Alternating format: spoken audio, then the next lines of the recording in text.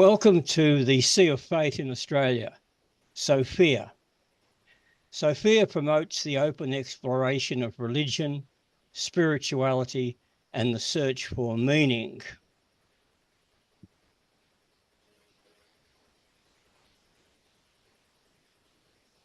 I'm David Miller. I'm hosting today's presentation. Our presenter is Natalia Tanjaya, and her topic is Oswald Spengler and the destiny of Western Faustian culture. Natalia, over to you. Okay, good afternoon, everyone. My name is Natalia Tanjaya. I'm currently studying at the Australian Catholic University, or ACU for short, on the Master of Teaching for Early Childhood and Primary. So if you haven't known me already, I previously gave a talk on the Christianization of Europe last year, and I'm grateful to be offered another opportunity to be able to present this talk on Oswald Spengler, a German philosopher of the 20th century, on the destiny of Western Faustian culture. So just to give a bit of a context, Oswald Arnold Gottfried Spengler, or Oswald Spengler for short, was a 20th century German philosopher who was known for his radical values, mainly his pessimistic outlook relating to the fall of Western civilization. He was a member of the Conservative Revolution, a movement which was prominent in Austria during the Weimar Republic from 1918 to 1933, between World War I and Nazi rule.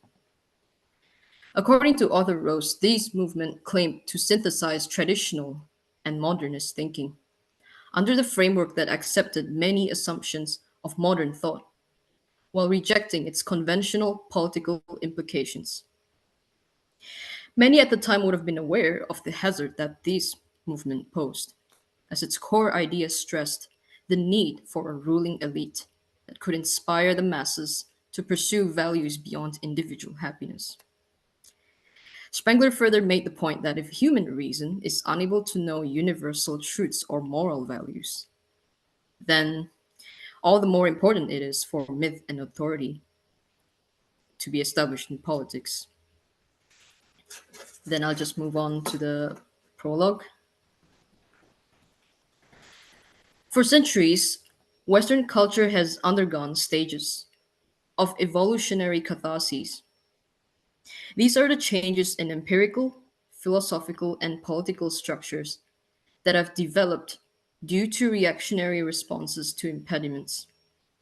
These responses arose during tumultuous phases in history, such as the Hellenization of cultures through Alexander the Great, followed by the Protestant Reformation through Luther, the Italian Renaissance via Machiavelli, and the Enlightenment period via individuals including Adam Smith. Perhaps these reactionary movements are more accurately described as the byproduct of Faustian culture, a term used by Oswald Spengler in reference to the figure in the German folklore, Faust. The narrative of Faust mentions a highly successful man who was dissatisfied with his life, which was purely of academic pursuit. Due to this dissatisfaction, he made a pact with the devil and exchanged his soul for higher knowledge and unlimited pleasure. The achievements of European men during such phases were described as Faustian, as they aimed to maximize their worldly desires, oftentimes at the expense of those below them. Often, they did this by ruling with an iron fist. Examples are the religious persecutions that took place under the reign of Alexander the Great and other Roman emperors such as Diocletian, Decian, and Nero. It is interesting to note that while religious persecution continued during these times, the targeted religions changed. This included Christianity, which was originally condemned as a capital crime, but later became the officially recognized religion of Rome. Although Spengler regarded Christianity as the bread and butter of Western civilization, He did not imply that Christianity was responsible in giving rise to Western civilization. Instead, he stated that Christianity can never exist without Western civilization. Christianity is the finest creation of the European soul, stated Spengler. However, it also birthed values of egalitarianism and universalism, which he claimed was destructive to European identity. This provided an implication as to how the values of Marxist socialism represent similarities to Christianity, or both preach the attainment of a better future in society. While Christianity predicted the perfect future in the second coming, Marxist socialism predicted the perfect future in pure communism. I will now move on to present the slides. So I will provide more information about Spengler's background and ideas.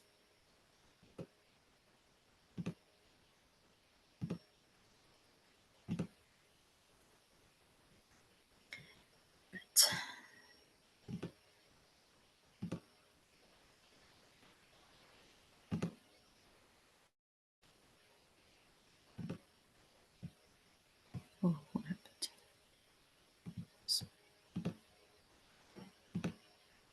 Okay. All right. So the title is for today of the topic for today is Oswald Spengler, The Destiny of Western Faustian Culture. So I'll just begin by giving like a bit of an overview of Spengler's background and also his works.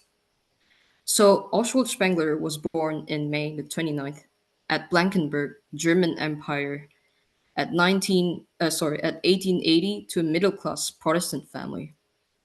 Little is known about the background of really his parents, except for the fact that his mother had some artistic pursuits when she was younger, and his paternal line had the occupation of engineers. From the year 1819 to 1901, he studied Greek, Latin, mathematics, and science in different universities at Halle, Munich, and Berlin. He then received a PhD on a dissertation on Heraclitus at Halle University in 1904, which he previously failed. Then he worked for a few years throughout 1908 to 1911 as a high school teacher at Saarbrücken, Dusseldorf, and Hamburg. He taught German history, mathematics, and science.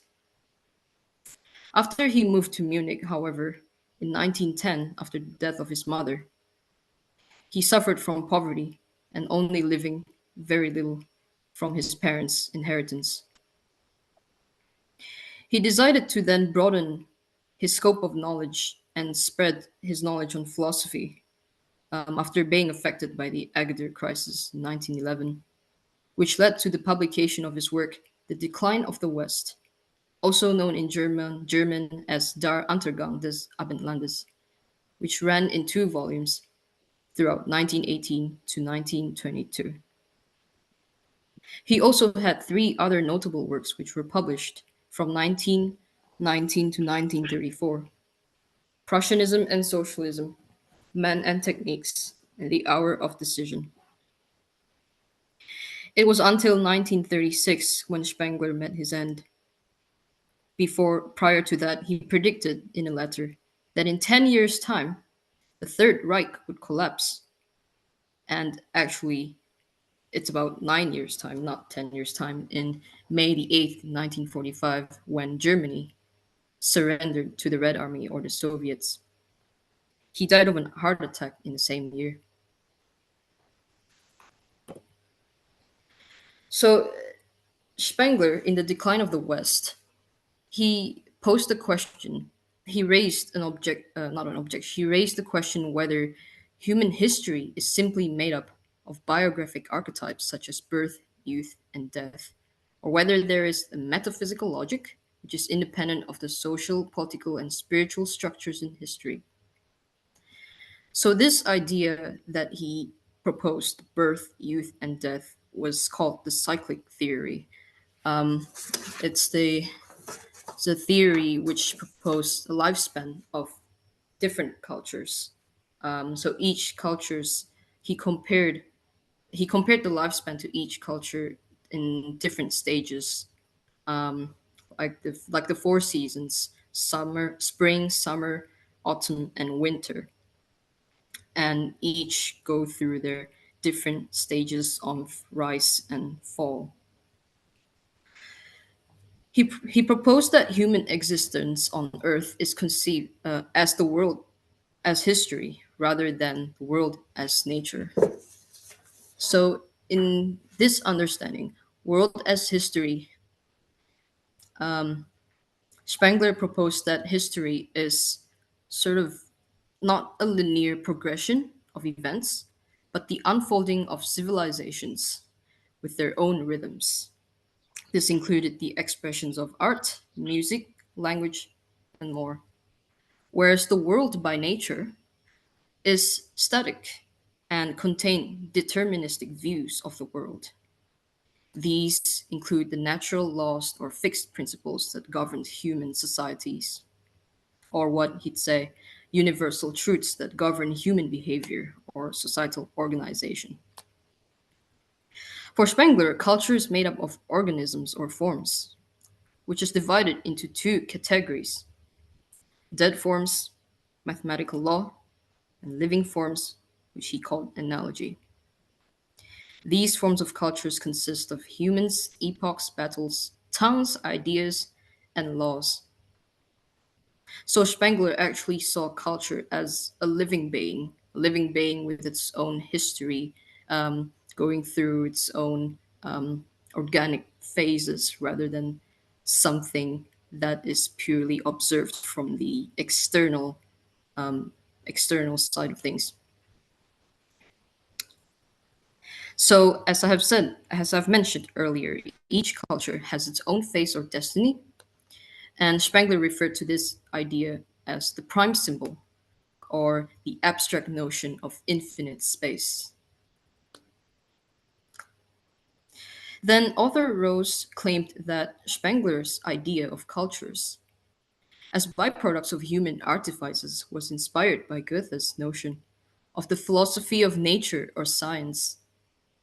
Now, Goethe was a huge influence on Spengler's philosophy because, in this sense, he compared Goethe's philosophy of science to the Enlightenment thinkers' view of science, which was more on a naturalistic basis. So he Goethe proposed that the observable features and life cycles of organisms reveal their inner subjectivity.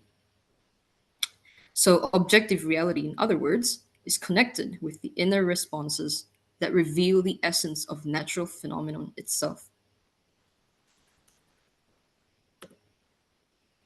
Now, Spengler proposed that there were 8 Hochkulturen, or high cultures, that took place in history.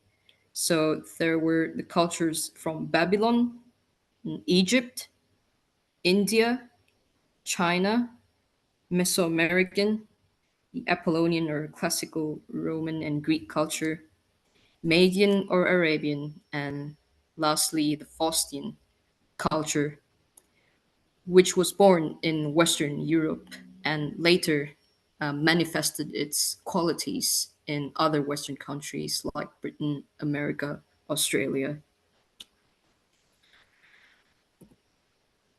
So I suppose the question to ask is why Spengler called Western culture Faustian? So he defined the term Faustian for the strive for infinity through world discovery, actualization of creative ambitions, and the constant self denial and contemplation. Now, the word self denial in this context does not mean denying the self literally, but it is the constant interrogation of one's conscience and faith, maybe towards a certain philosophical belief, a religion, or maybe a scientific discovery. People like Martin Luther or Francis Bacon, Thomas Aquinas, and so on and so forth. And as author Matthew Rose stated, what makes Western culture exclusive to its morality is the excelsior ethic, the fulfillment of an I, which requires more sacrifice to achieve distant goals. So the word excelsior is a Latin adjective which means higher or more elevated sense of being. So to have an excelsior morality means to have the pursuit of higher ethical principles or ideals, or the strive for excellence. So this means the cultivation of virtues like honesty, integrity, and other noble goals. Just as Christianity owes Western civilization for maintaining its validity, Faustian man's attempt to innovate, reason, and speculate propels himself into infinity. And gradually in history, we start to see the development of Faustian religion through the works of the scholastics like Thomas Aquinas, Francis Bacon, and all the other people who proposed dialectics. Um, and Gothic architecture, which emerged from the prosperity and sort of an era of prosperity and peace that lasted for several centuries, mainly influenced by Romanesque and Byzantine architecture, as well as polyphony in this sense, meaning the harmonization of melodies in music and literature as well.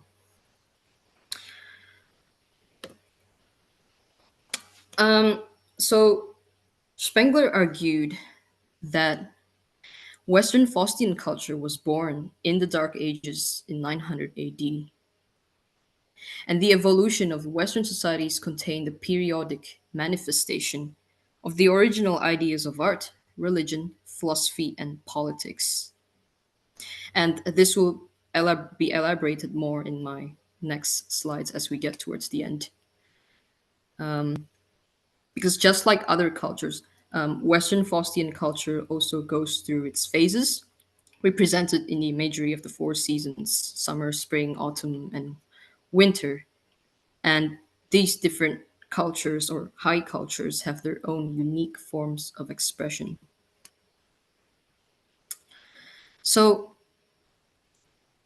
later on, there were claims that the fall of Western civilization had begun in the 1800s through the French Revolution, when Western society had lost its noble privileges. But there were also theories that the fall of Western civilization had took place in the era of Napoleon Bonaparte, and also during the Industrial Revolution, the rise of technology, science. So in the decline of the West, Spengler outlined how civilization is the inevitable destiny of culture, which is the most external and artificial states of which a species of the most developed humanity is capable. Unlike cultures, which he claimed were spiritual organisms born from rural areas, aristocratic, aesthetic, and religious in nature, he claimed that civilizations emerged from urban areas, bound by democratic and secular ethics. Civilizations are the thing become, which comes after the thing becoming.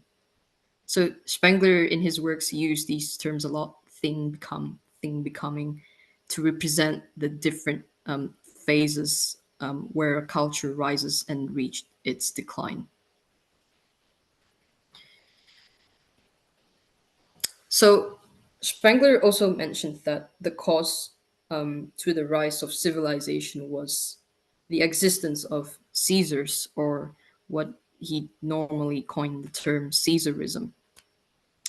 So he used the term Caesarism to denote the rise of authority, which is increasingly concentrated in the hands of one person, and that modern institutions of the state begin to disintegrate. He also predicted that around 2000 AD, Western civilization would enter into the stage of the thing become, or pre death emergency. And Caesarism, in this case, would mark the final phase of modernity succeeding democracy. So it is believed that this concept of Caesarism was largely inspired by Julius Caesar, which is a Roman dictator that ruled from 49 to 44 before Christ. And he interplayed the ideas of destiny and incident in his works. And he was saying that if Julius Caesar wasn't Roman emperor, there could have been any other emperor of noble title who would be able to take his throne. It is perhaps destiny for a Roman noble to obtain the title of an emperor, but it is incidental that Julius Caesar was chosen for the role.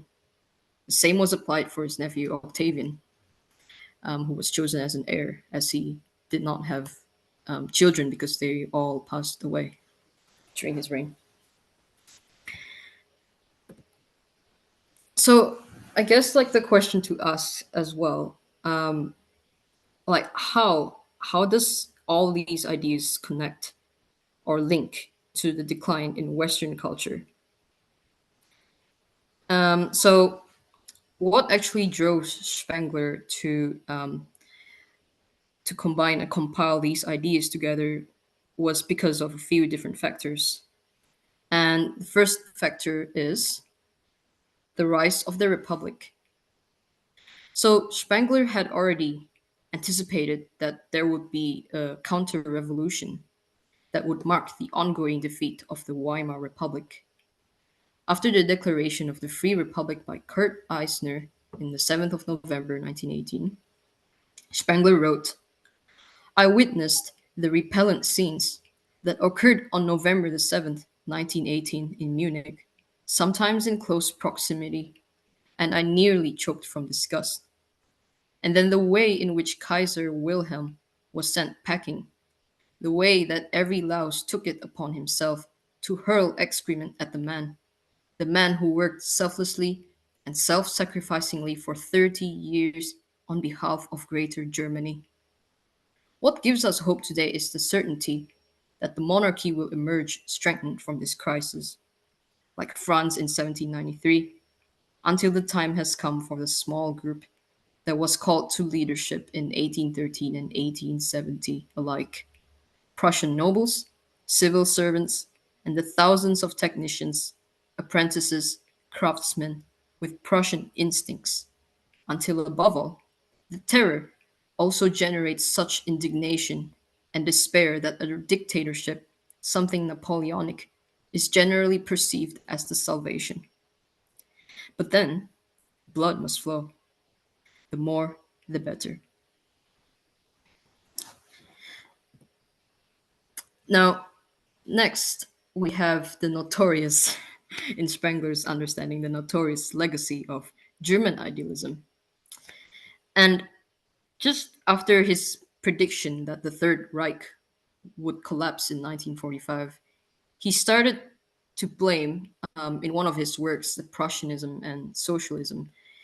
He made a criticism towards the philosophy of German idealism, which was a philosophical movement that emerged in 18th, 19th centuries, based on the ideas of Romanticism and the Enlightenment,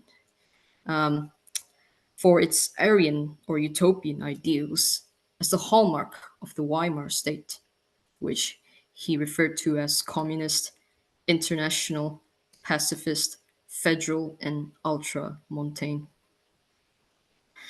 In Man and Techniques, one of his works, Spengler outlined that there would be a mechanization of culture through the efforts of industrialization. And he blamed the Vikings of the mind, or the Enlightenment thinkers, for for building the steam engine, steamships, air machines. So as you can see in these pictures here, people like Roger Bacon and Albertus Magnus, despite them being, belonging to different religious orders, they were also scientists in their respective manners. And actually, just to give a bit of definition, so in Spengler's work, The Man and Techniques, he made a contrast between Vikings of the blood and Vikings of the mind during the rise of Faustian culture. And he further elaborated that Northern monks, intellectual monks in the 13th and 14th centuries, that forced their way deep into the world of technical physical problems. So he further then he made some examples that there was also the advance in mathematical methods, due to the works of the Englishman Grosset Taste, born 1175, and Roger Bacon, Albertus Magnus, and Vitello, who was born in 1220. He said that in the mind of the Faustian men, the Faustian alone, every theory is also from the outset of a working hypothesis. This working hypothesis need not be correct, but just needed to be practical. The aim is not to embrace and unveil the secrets of the world, but at making them serviceable to definite ends. Now, this is just a slide that was extended from the previous slide in case I need to define the definition of German idealism. But now that I have explained it, I'll just mention a bit about how Spengler's ideas bear some resemblance, not just to Goethe and Kant, but also to Fichte, Friedrich Wilhelm Johann Gottlieb Fichte and Friedrich Wilhelm Joseph Schelling, two philosophers that were prominent for their ideas, that contribute to German idealism movement.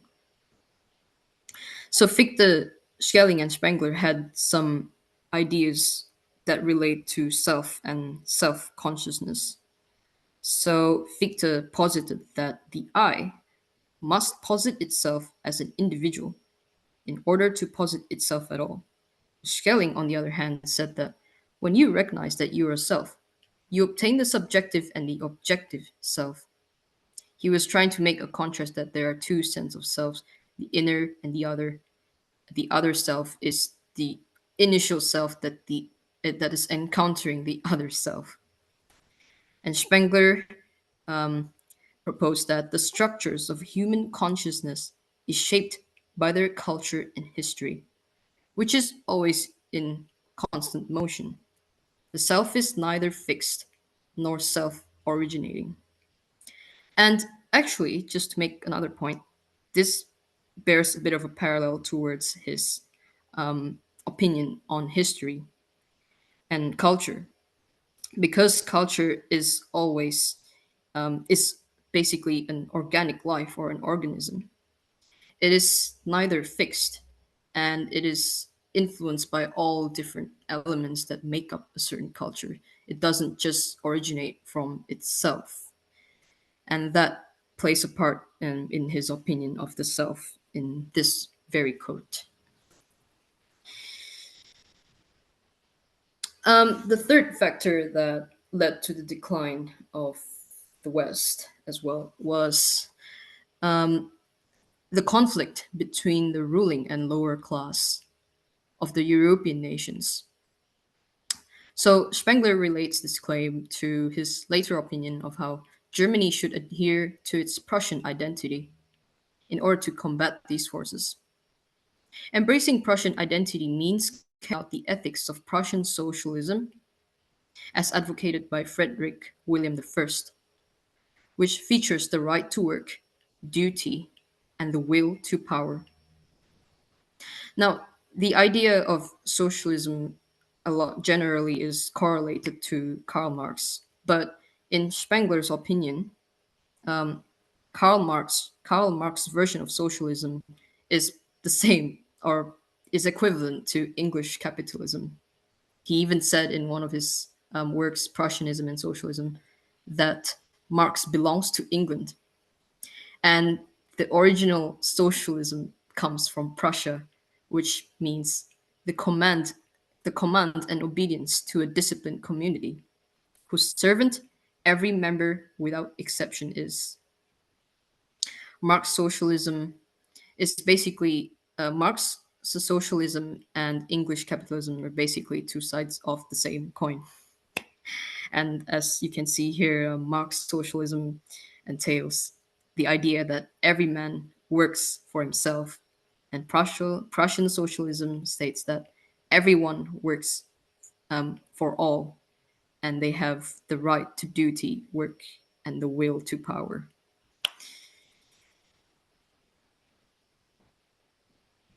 So, just to reflect and conclude this talk for a bit, actually, just like to reflect what actually is the destiny of Faustian men. We have the different timeline of events here that lasted from spring, summer, autumn to winter. Initially, in spring, we have the Middle Ages in Western Europe, 900 AD, with the rise of Charlemagne and the Franks. Where he spread Christianity, the idea of the filioque, and the formation of feudalism, and etc. And summer we have the Renaissance and the early Baroque period, with its culture featuring the arts and sciences.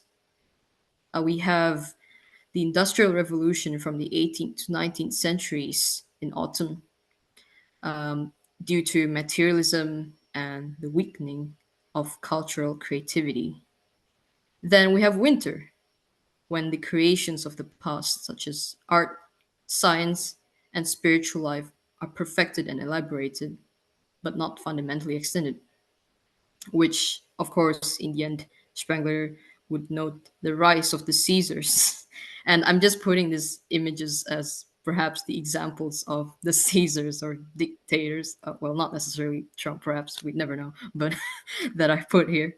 And he predicted that the rise of the Caesars would be, as I've mentioned in the previous slides, in 2000 AD. And I guess it's a bit inaccurate to say that the rise of the Caesars was had taken place in 2000, because it already the rise of the Caesars already occurred long before that.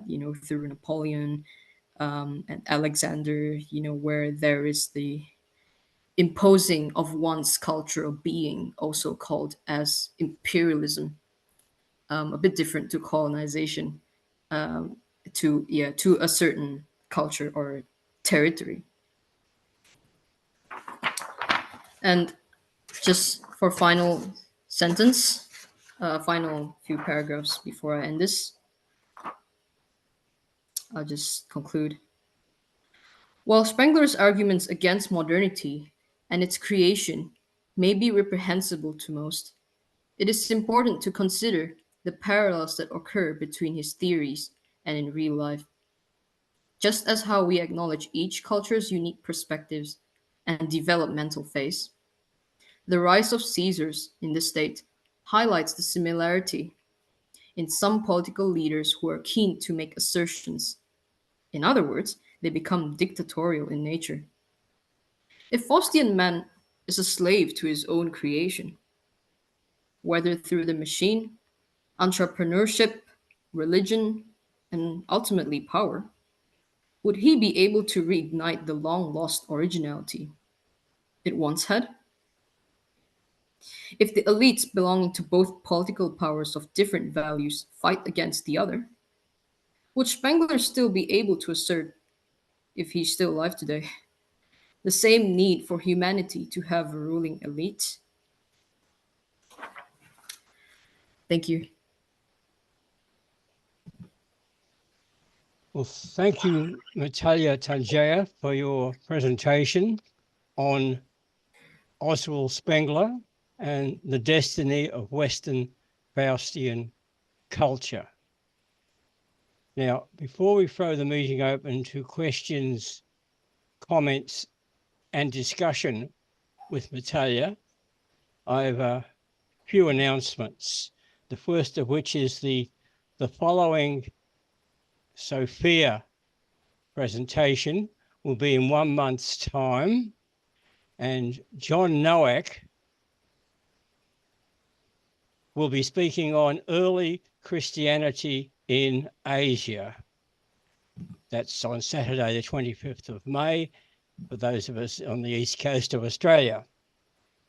Now, the Sophia Zoom sessions are hosted on the Existential Society's Meetup platform, and they have weekly presentations of various sorts, today being one of them. So as you can see on the screen, that was today's. In 1 week's time, we've got Dr. Timothy Dean Freeman from Deakin University speaking on the problem of the outside, geophilosophy and the unthinkable. The following week, that's May the 11th, the International Logic Party, and the speaker for the agnostics group is Cesare Jurovic. History of religion topic for the next week will be Hellenism's influence on the religions. And in the following week, we're back with the Sophia topic of early Christianity in Asia, and the speaker is John Nowak. I'll just go ahead and inform that you see what's coming after that. The next Existential Society lecture itself will take place on Saturday, June the 1st, and the title is Poetry and Philosophy, Heidegger and Celan, and it's Dr. Desmonda Lawrence who will be speaking. And then finally, the agnostics group in June, Michael Sherlock will be speaking on wokeism, the New Age religion. Now, for our question, comment, and discussion section, I'll get you all to use the raised hand method. And for those who don't know, the raised hand icon can be found in the reactions tab at the bottom of your screen. So if you click on that, your hand will raise. If you're going to make a comment, please try and restrict it to no more than a couple of minutes. Thank you. So, Chris, unmute yourself. I wanted to ask first, how do we know when a new spring has begun? And can the new spring include elements of the old culture?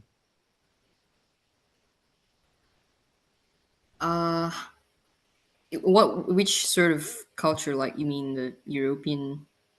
So like like the elements of striving or universality or of knowledge and universal values, like maybe those elements survive, but a lot of the other elements die out in the old culture. Like, does he say anything about and some of these? Because maybe even if I assume that he's right, maybe the old Western culture was the Christian culture, and that's pretty much dead now. And now we have a new, more global culture with multiculturalism, but still scientific and universal ideas. Would that go against his ideas, or would that? That's a good question. He didn't actually mention that, although he did. I think just prior to his death, he said that Western basically aesthetics would die out. He didn't really mention science. Oh well, he just said technology basically. Yeah, I haven't actually read much of his work, so I can't really say.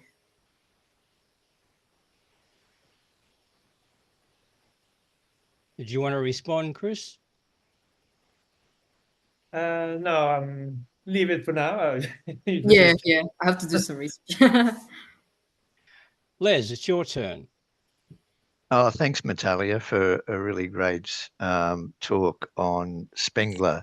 I did go to an earlier talk on Spengler maybe a couple of years ago. Look, what intrigues me is that Spengler's quite different with the historians who look in very big global terms. So Hegel and Marx were quite confident about the progress of history. We're going to get to the utopian state, and that's where Spengler is so different. There is no utopian state. There's ups and downs. So I'm thinking with these global theories of history, what gives me caution is that there are so many variables in world history. I mean, who would have predicted in Spengler's time or Marx's time, in Hegel's time, that global warming was going to have such a huge impact on geopolitics and even could be so bad that it will lead to the destruction of all civilizations. Who could have predicted that? And just the randomness of it, a particular leader like Putin or even Hitler getting into power with their particular personality makes a huge change for decades. So it's that variability and unpredictability. So I wanted to ask you, how much confidence do you think we should have in these, global histories?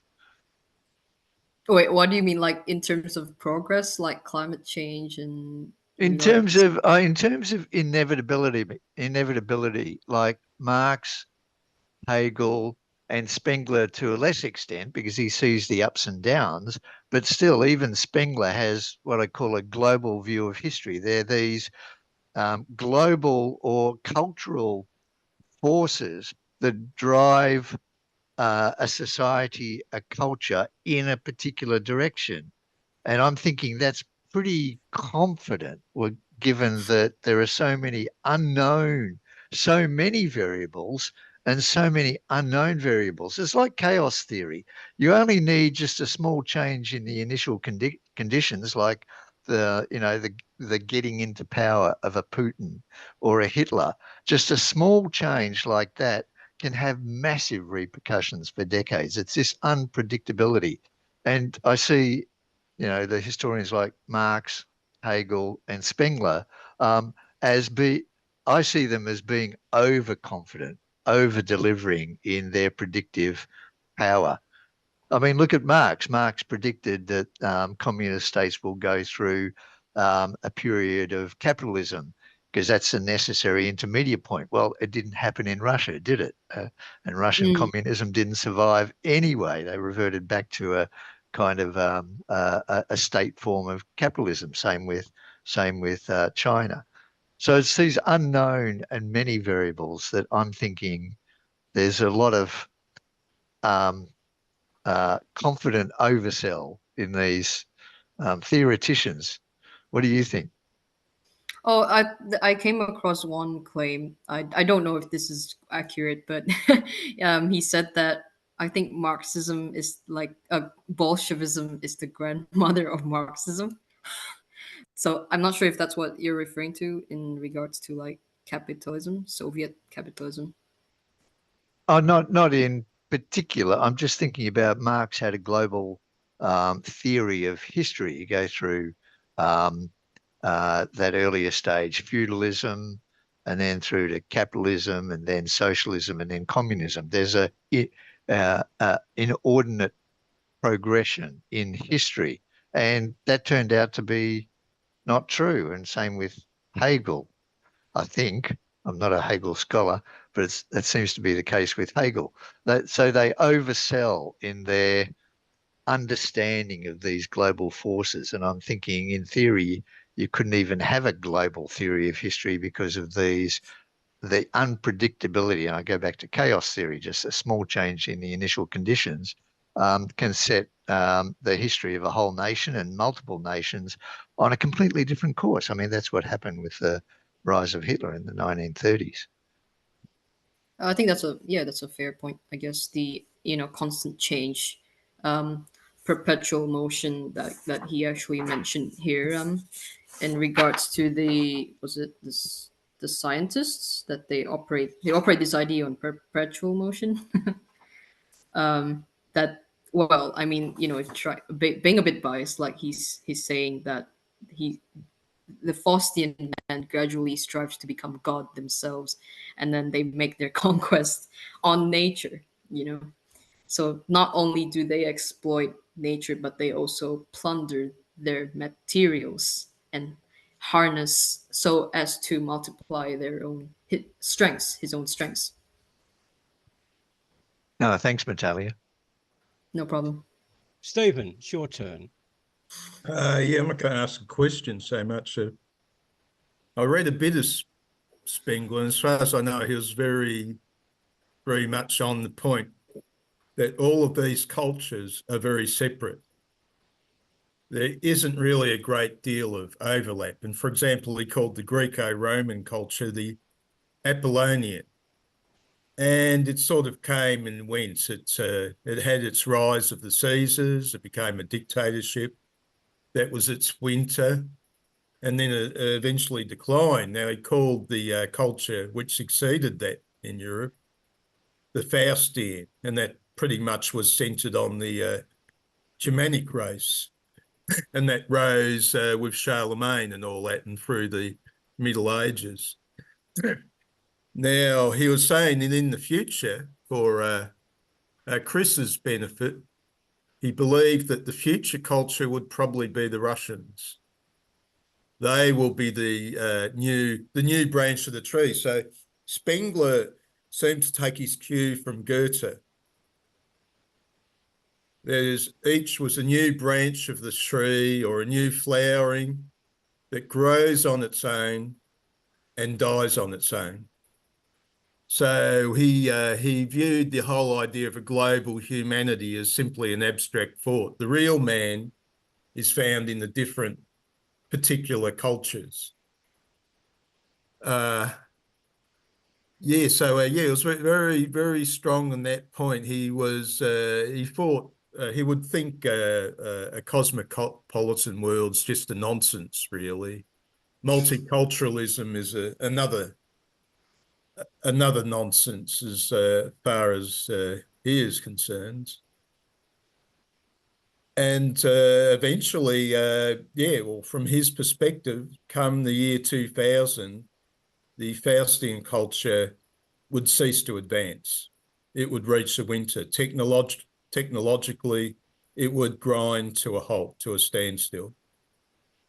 And it'll be like that for another couple of years. He predicted, in line with Nietzsche, the grand point would be 2200 AD, which was similar to Nietzsche's idea. That's when, with the dying out of Christianity, European nihilism or Western nihilism will reach its height. Anyway, that's enough for me. Thank you. Anything you want to add to that, Natalia? Oh, actually, when you mentioned the Russians, it's interesting because in one of my research, he did not specify the Russians as part of the high cultures because he believed that it is still developing, but he didn't elaborate on why. He believed that they were at the moment at a barbarian stage. They hadn't even reached. They won't reach the spring of their culture until after the Faustian culture is gone. This is just stuff I read. I can't vouch for it all. Some of it was by followers of his. Yeah. Thank you. Yeah, no worries. Mike, it's your turn. Yes. Thank you, Natalia. My question is, right at the beginning, at the introduction of your presentation, you mentioned about religious persecution.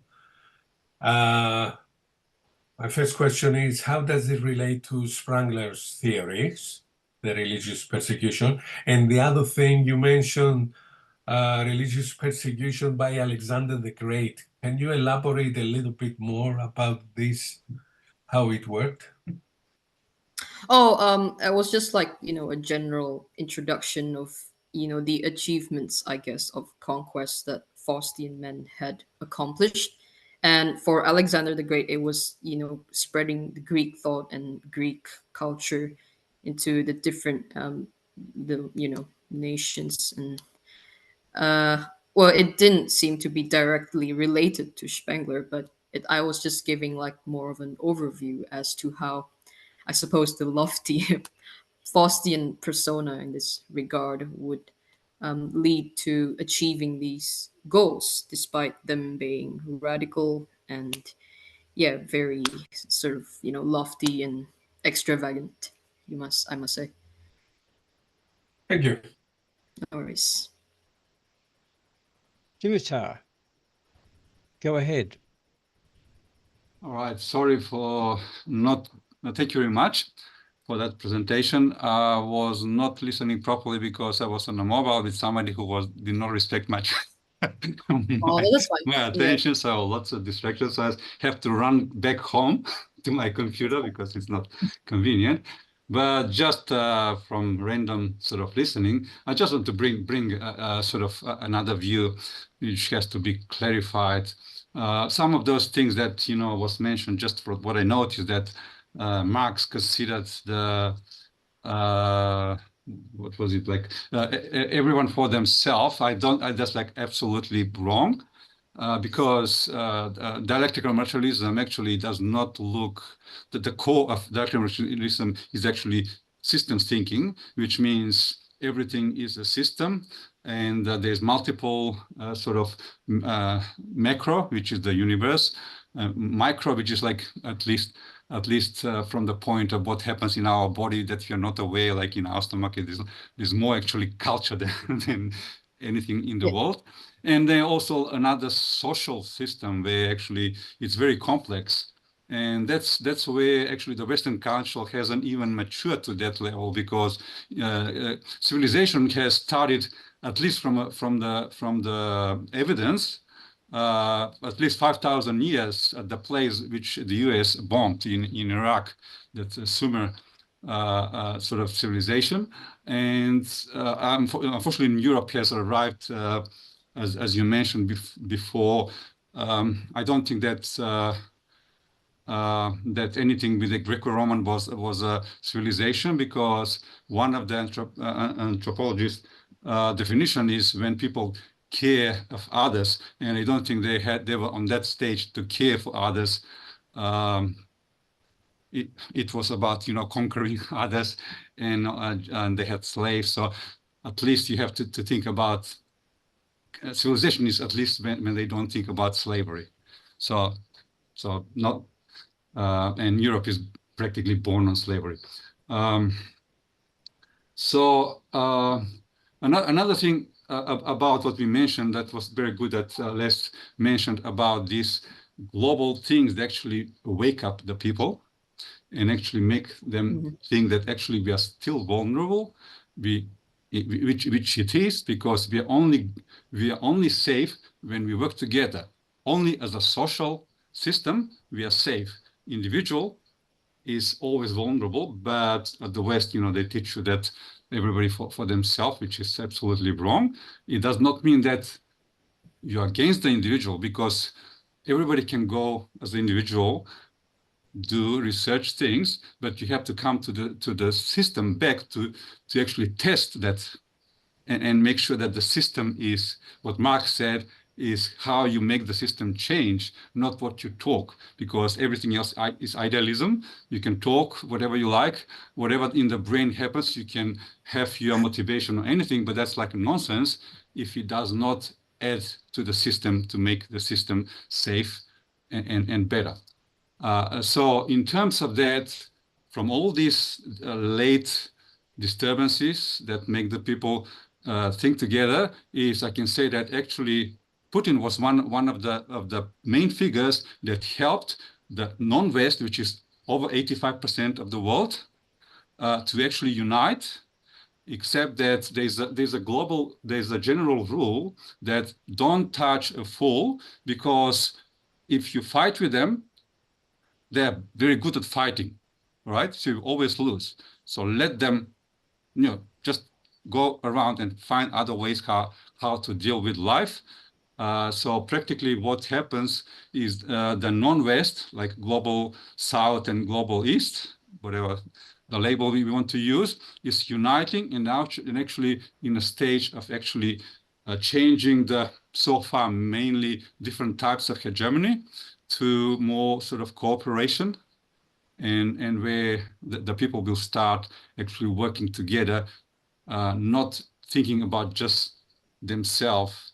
And because we are in a stage when from European, after the French Revolution, there was the stage of nationalism, because before, during slavery, feudalism, the feudalists had the land, so the people was stuck to, not physically, but at least to the land, so they couldn't do anything without that control. Now, in capitalism, the only control is, they say, we have national state, which says we have similar language, same whatever things, that put the people in a lock, so they think it's only matters for their country, not for somebody else. But that time is quickly changing. We have to think more about not globalists from the point everybody aligned to my rules, like the US wants to do, but actually everybody respect everybody else, because that's the only way to move forward.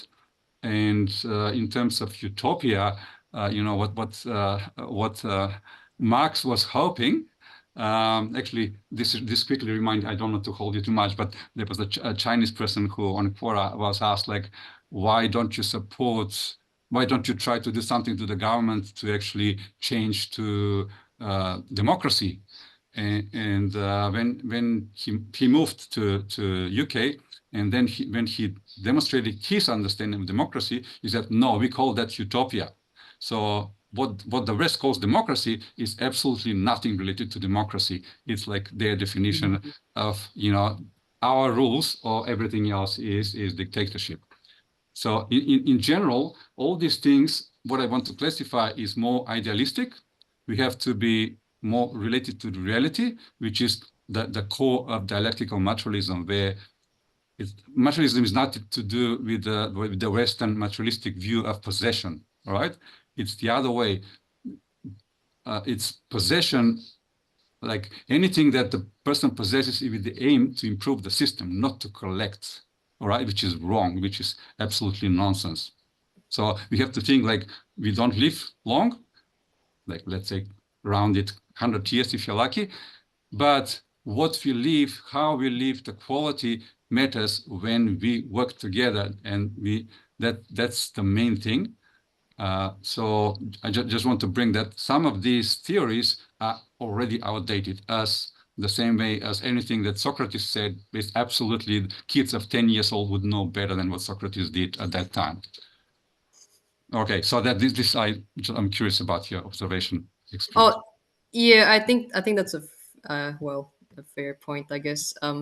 Actually, one of the resources that I find, it says that Spengler seemed to disregard, I guess, the economic interpretation of socialism, and he was sort of more talking about the ethical, the ethics of socialism, but he doesn't seem to elaborate much on Marx. So I think, Stephen, have you studied German idealism? You have, haven't you? Could you maybe fill us in a bit on Marx and dialectical materialism? Or some regard Feuerbach as being part of the German idealism era. Of course, you could state that the later 19th century was a continuation of German idealism with lesser known personalities, which are probably unfairly ignored. Spengler was a product of German idealism, and hence he holds views that you may agree with or disagree with on the basis of his criteria.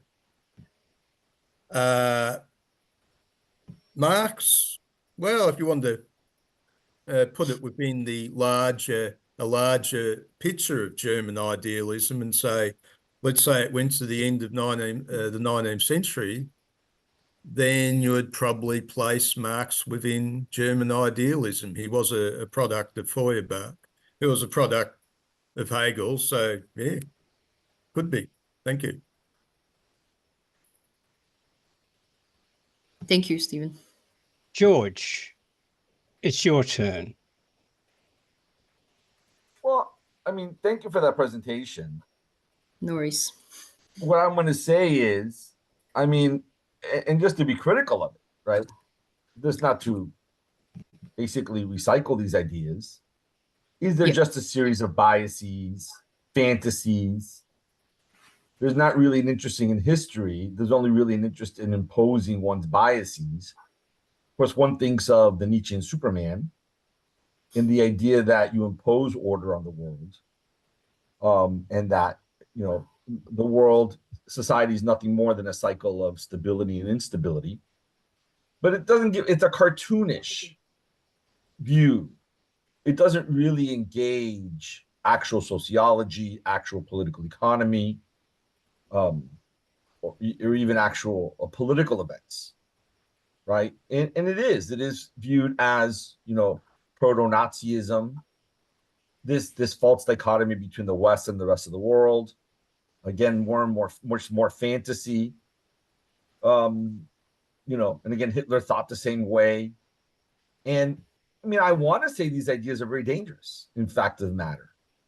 And so I certainly engage them myself, but they have to be cast as dangerous because they are dangerous. Even the notion of, you know, some of this really plays right into replacement theory.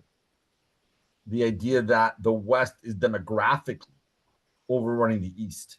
Again, dangerous, racist, backward ideas.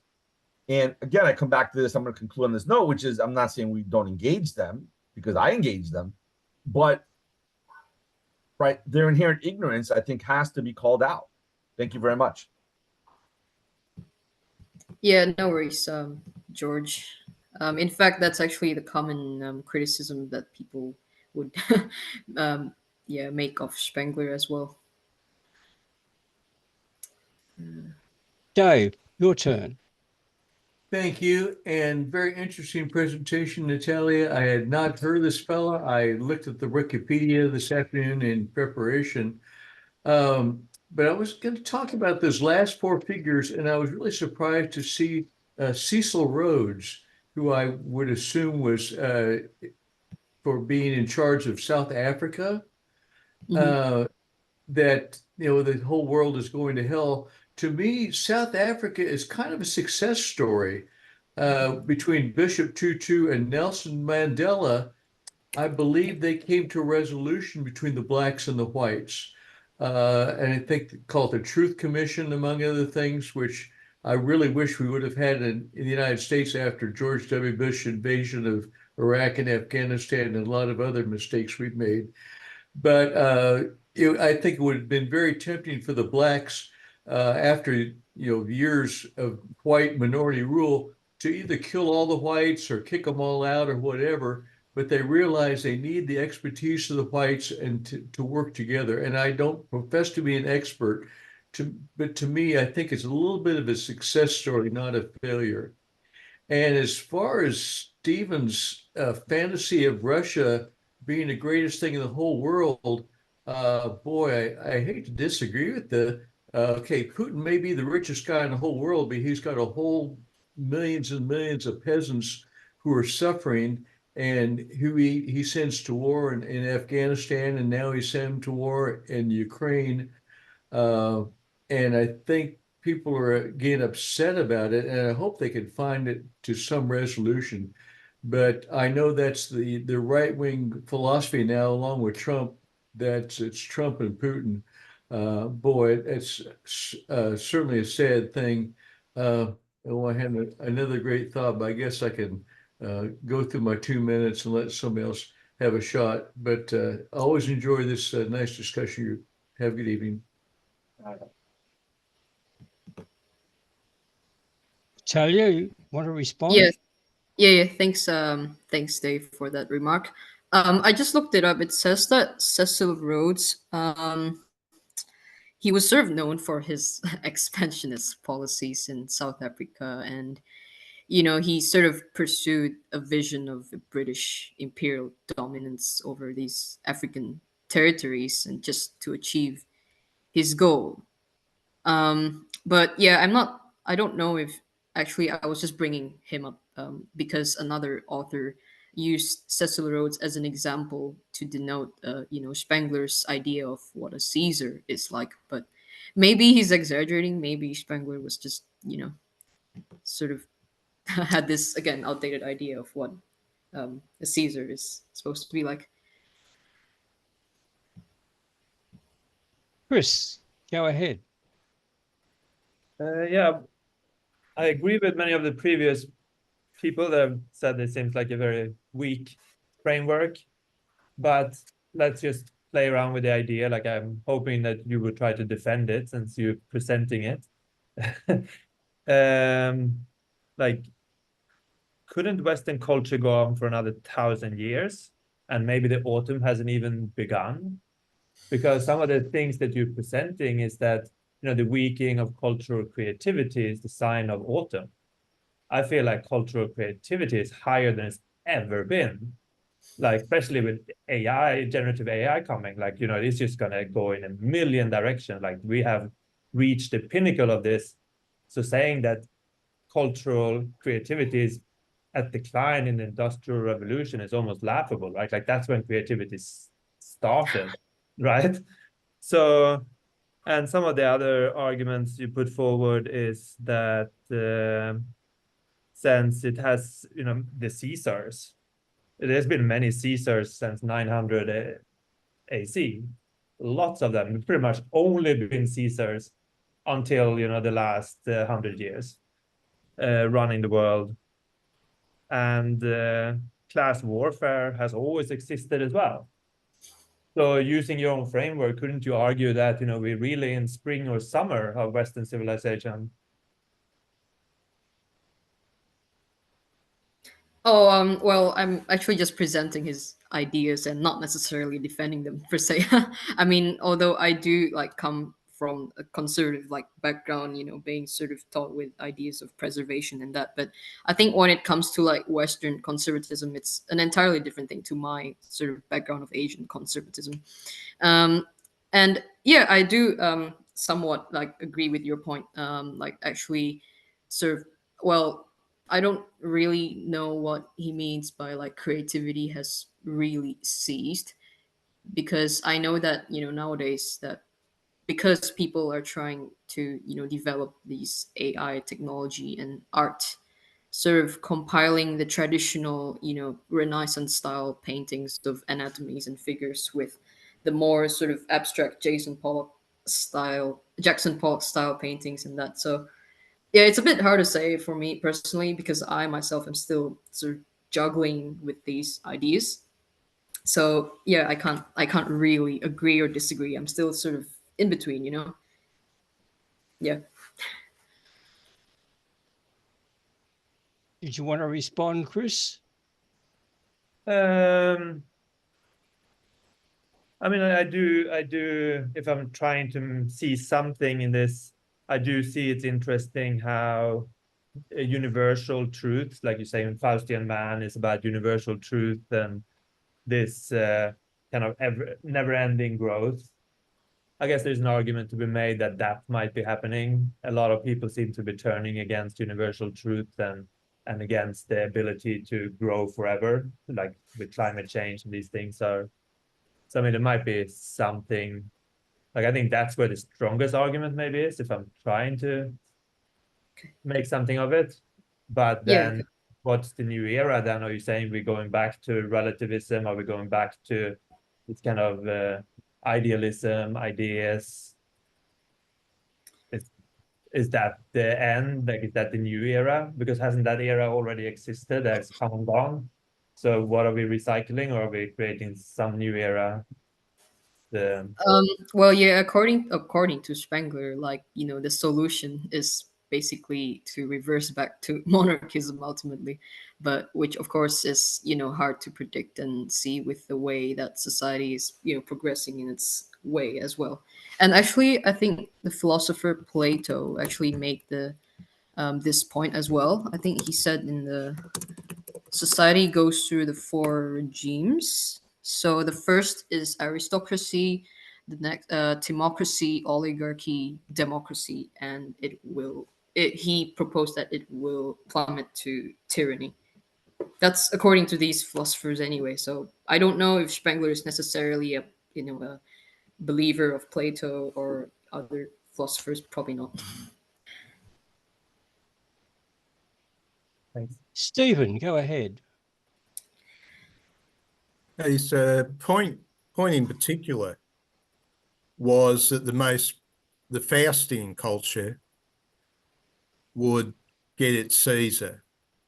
And he's not talking about other cultures. As far as he's concerned, they're entirely separate. So you have to look for Western Europe or America.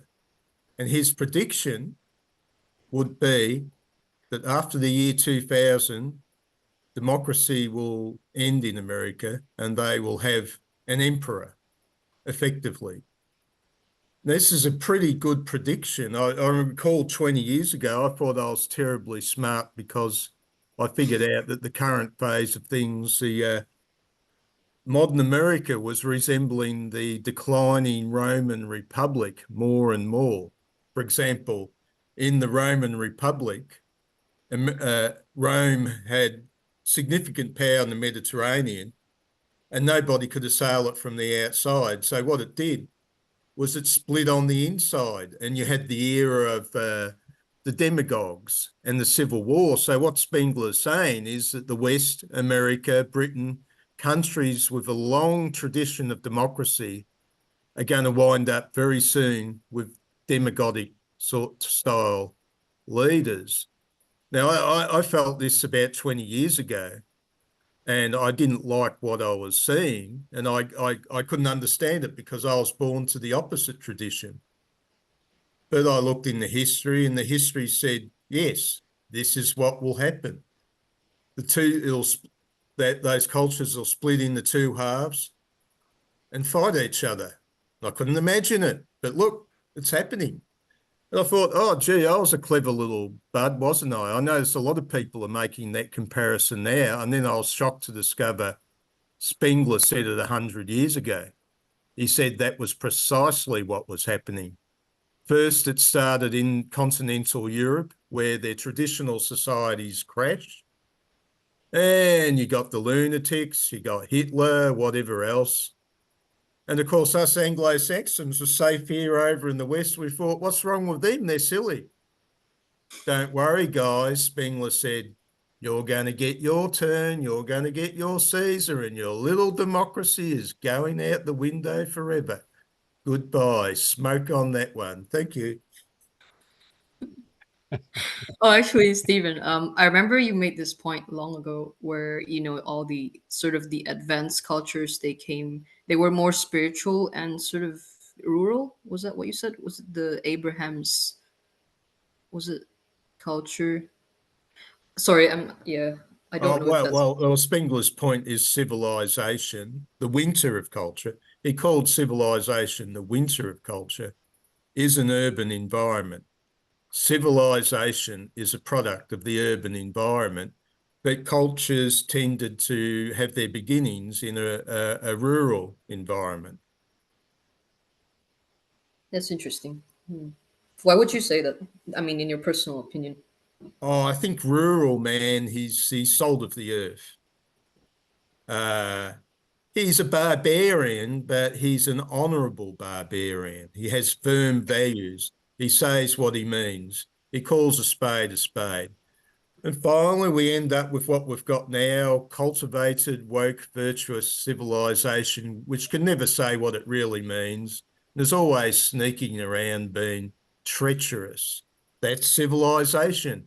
The word civilization equals treachery. Look at our current spate of politicians. They're talking about Elon Musk.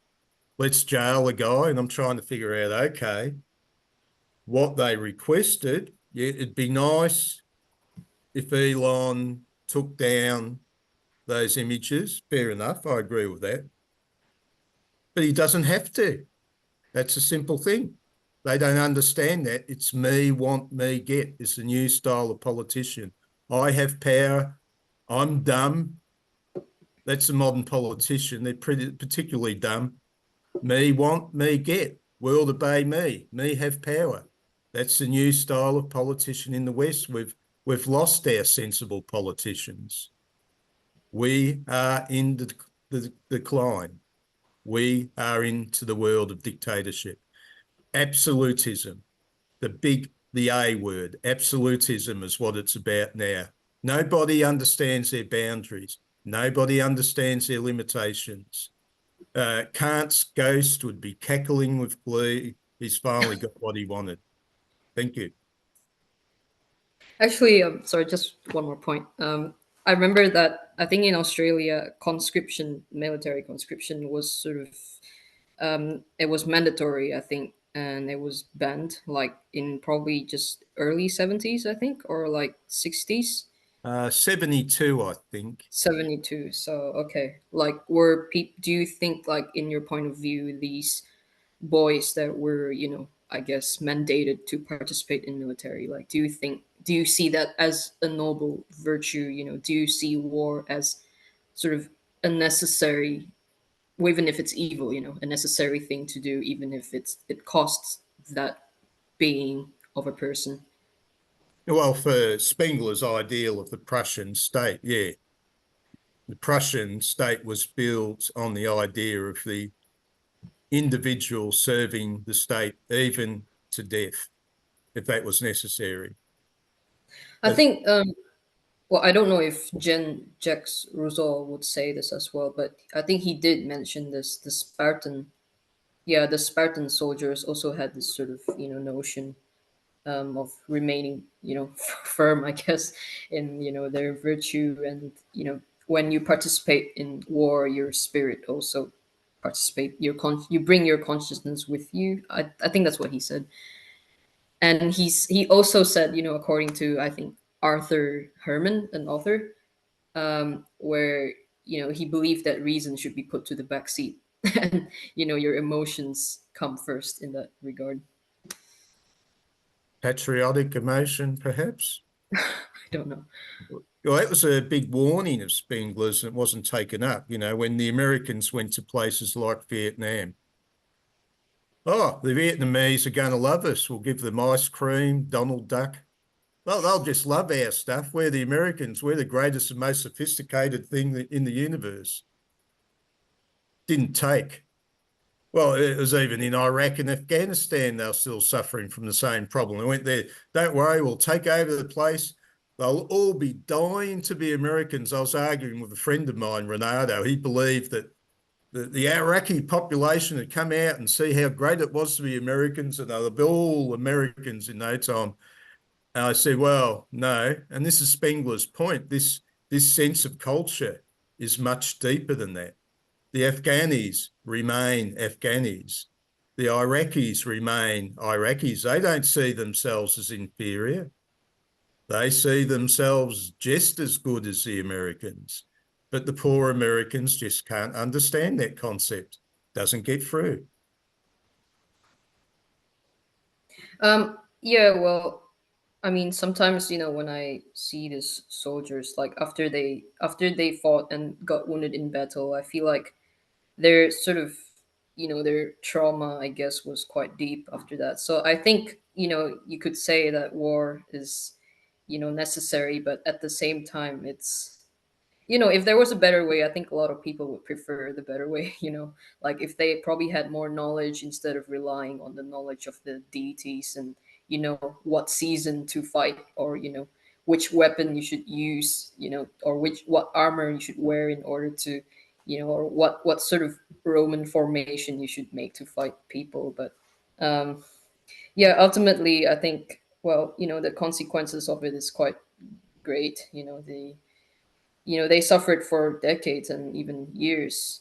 And, you know, the fact that they still carry this emotional trauma, it's actually, yeah, it's quite sad, but, you know, like I have no comment on that, honestly, because it's, you know, well, you know, they just had to do it because they probably do it for their family's sake. You know, they had to be participating in war because they were forced to, or they had no other choice.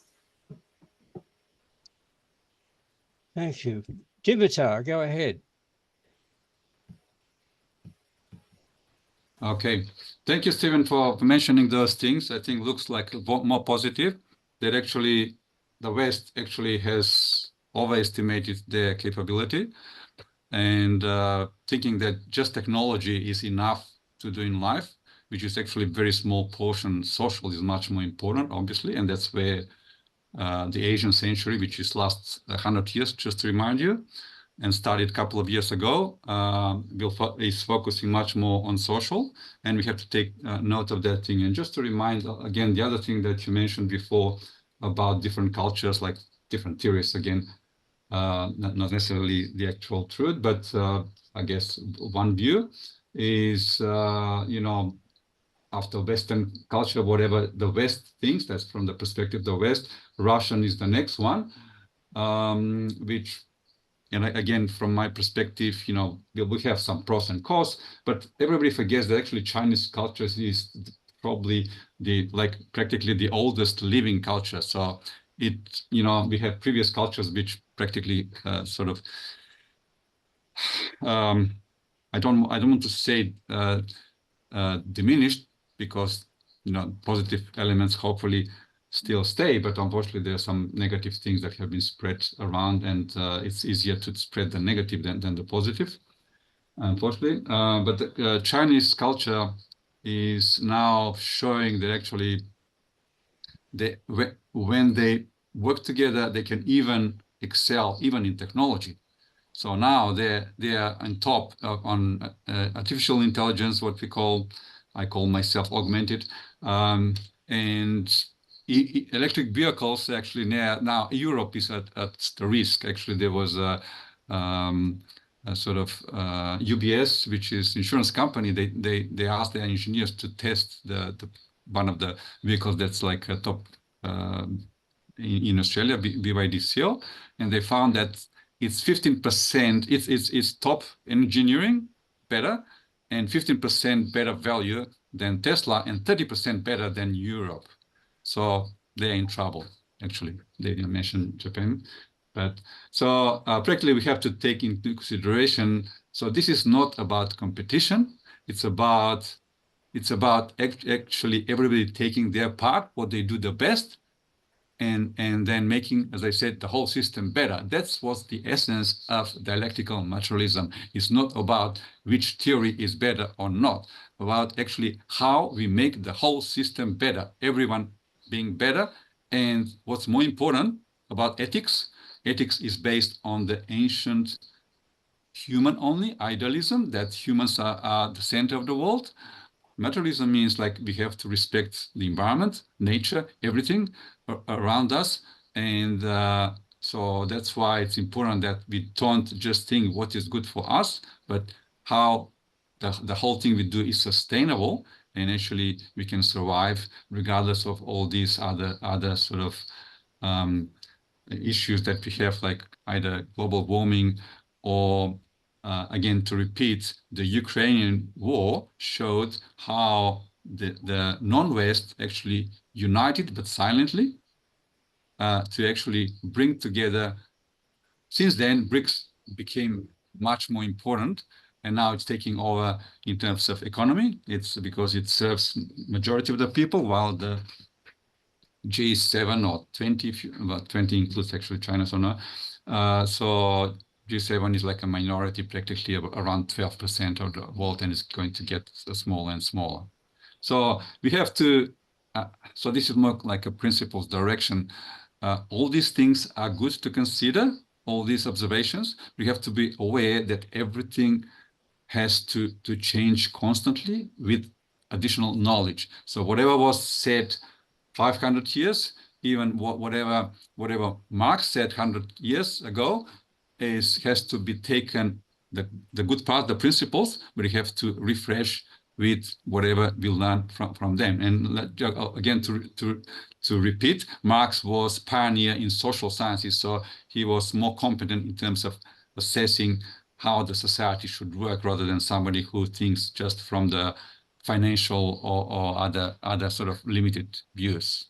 So you have to be constantly learning from each other and having, how to say, collective wisdom. What AI actually helps, that's the main thing. AI is actually based on collecting all that information, which is mostly Western biased, because that's where most of the information is stored, and practically spreading and reusing so everybody can get benefits. So we work less, but we think better. Right? Yeah, thank you. Yeah. Andrew, go ahead.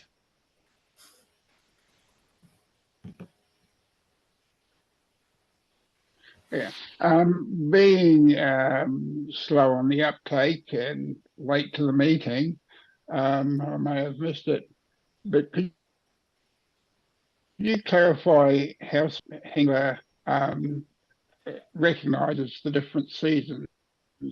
Yeah, and thanks for your good talk. No worries. Thank you, Andrew.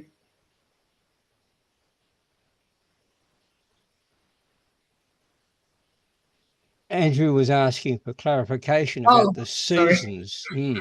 Oh, sorry. I thought he was just making a statement. Well, like, do you mean the events within that season, or like? So he's using the seasons to make a map of history or something. I'm not sure. But yeah. How does he identify? So yeah, how did he identify that a certain situation sits in that season? Oh, so I guess let me just refer to my slides again. So with spring, I was talking about how it rose in the Middle Ages. You know, the rise of the Frankish Empire, which took place also in the Western Europe, and the spread of Christianity, which gradually in Western Europe, and also the formation of feudalism. And with summer, it was the Renaissance and the early Baroque period. When culture develops the distinctive arts and sciences. But it's funny. I also found a claim like that the Baroque period, a little bit after that, it was sort of seizing a little bit in creativity. People like, maybe you'd say the musical composers, they're just repeating chords and the arrangements of music. So they're sort of just modifying instead of sticking to creating another original piece. I mean, you could say it that way.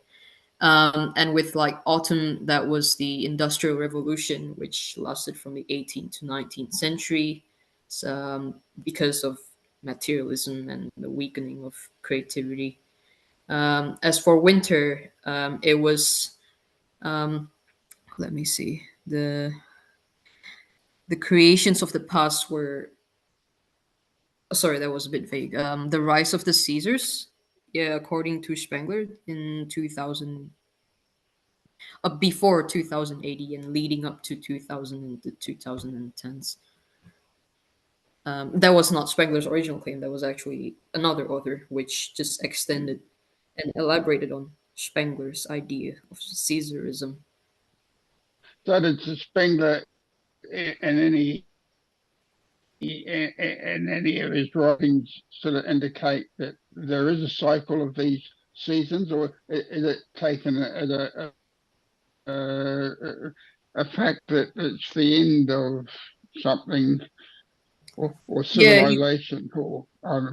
He was trying to make the claim that it was Western, his Faustian culture was going through all the spring, summer, and autumn, winter phases. It's right now it's sort of at the winter phase. Yeah. So was he predicting the new spring? No, winter. According to him. So he got all the seasons right. He just didn't get the rest of the calendar. Yeah. The eternal calendar. Yeah, well, Yeah, thanks for that. no worries. Interesting. George, it's your turn. I mean, you mentioned you're conservative yourself, and I'm wondering, I mean, why are you attracted to Spengler? Why do you feel the need to delve into these ideas? You know, what is the inherent knowledge that, in your estimation, Spengler imparts? I'm not actually. It would say that I'm a bit, I guess, a little bit more libertarian, maybe, rather than a full conservative. But I do see some specks of like what Stephen would say, wokeism, and these sort of, I guess, virtue signaling. From watching certain videos. But I'd say that at this point, I still haven't really been able to make like an absolute point where I feel like I'm at. I'm just curious because Spengler, I first found out about him actually from this book which I'm reading. It's called The World After Liberalism, and it mentions the people that participated in the conservative movement, like Julius Evola and Carl Schmitt and the others. So I was just curious. I just thought they because they mentioned Spengler as the prophet of doom. So I just wanted to give it a bit of a study, I guess, not to confirm my own biases, but just sort of to see like, oh, where he makes the point. But I don't necessarily agree with everything that he said. I mean, again, I'm well, okay. Well, what parts do you agree with? I mean, again, I'm still trying to understand because you gave us a synopsis of him. Okay, fair enough. I'm still trying to understand, because ultimately it is just a series of assertions, predictions that really just reflect his biases and his dislike of humanity, his dislike of the working classes, right?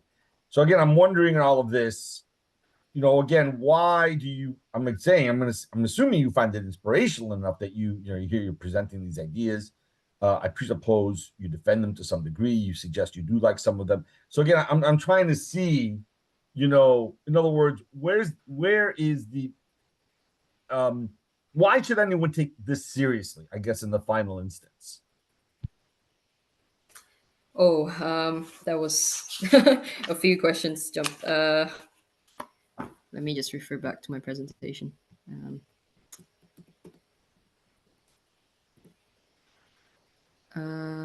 Would you like to put it up on the screen? Yeah, sure. Just give me a sec.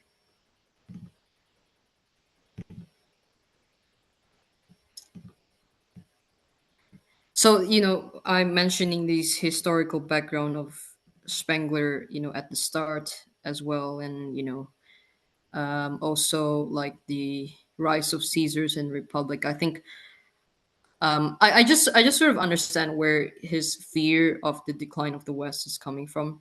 And I suppose it's sort of similar to Nietzsche in a way where he was against Christianity himself, but he made some points about Christianity that it was sort of like the underpinning of culture. But I think what sort of spoke to me a bit, let me see. I think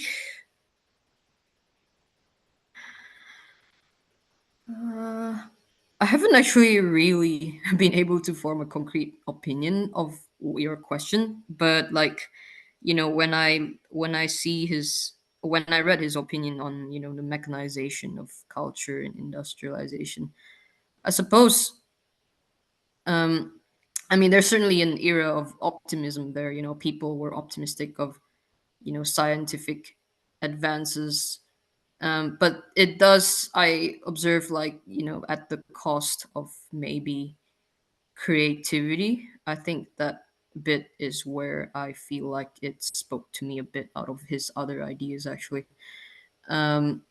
Which, I mean, I appreciate the achievements of science and that it does help us being able to get better access to things and convenience. But yeah, I think with creativity, that's a bit of a tricky part because you could say that these inventions of alchemy and medicine, steam engine, they're part of creativity as well. So I can't answer your question right now. You're actually putting me on the spot. I don't know, it seems like what you're saying ultimately, if I were to read into it, again, this is really where I submit that, and I appreciate you coming here, but I mean, this is really where, the sort of the importance of this presentation comes into play, which is you're arguing for it, right? You're sitting here saying this man I would submit, has some important insights into the world. And what I'm listening to now, what you seem to be implying is that modernity, again, this is a stretch maybe, but that modernity is all encompassing. And that in that way, almost ironically, it snuffs out creativity because, right, everything is mechanized, everything is routinized, everything is protocol. And I think, again, that's sort of a standard critique of modernity, that modernity creates artificial culture. But again, this is where, sort of like the rubber hits the road in terms of the significance of this. But I mean, I don't know if my read of what you're saying has any traction with you. Oh, I wasn't actually arguing for Spengler. Like, I'll be frank and say that I was just trying to present his ideas precisely because he's not often talked about in academia, and a lot of people at that time would also view his ideas as hazardous, I suppose. And I'm not trying to like preach this, George. I'm just trying to. Oh, I understand. Yeah. I understand. Thank you very much. Thank you, sister. No worries. Yeah. Sorry. I mean, yeah. Muri, your turn. All right. Thank you very much. Just a second. Okay, I think I'm on now. Thank you very much. Sorry. Thank you so much.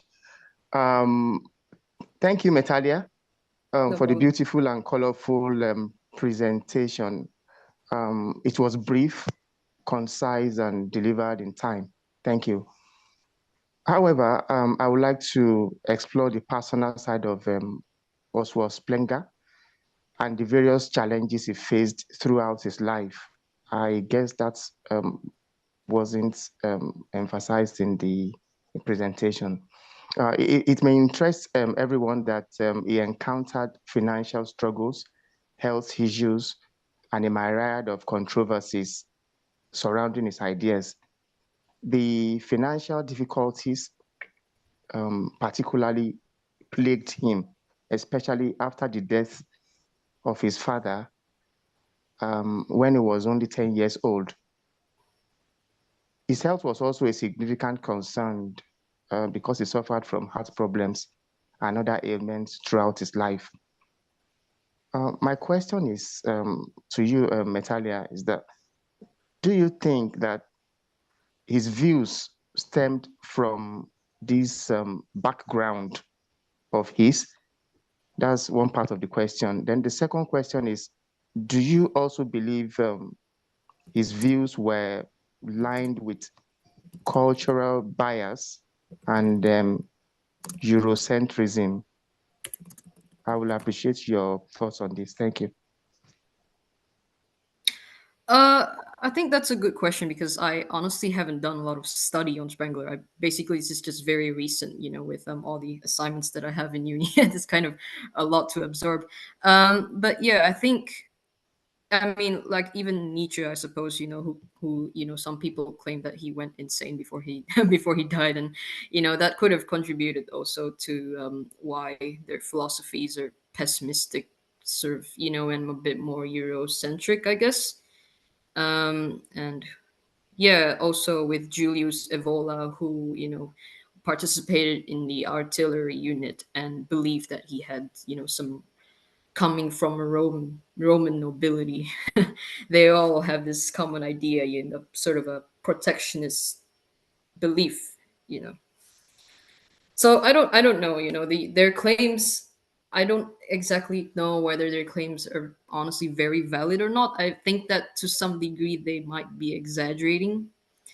And yeah, the purpose of my presentation is just to present their ideas. I'm not trying to defend, although I must admit at some points of the presentation, I did feel like I could, see this in some elements of it in society, but whether that's going to continue or not, we don't know,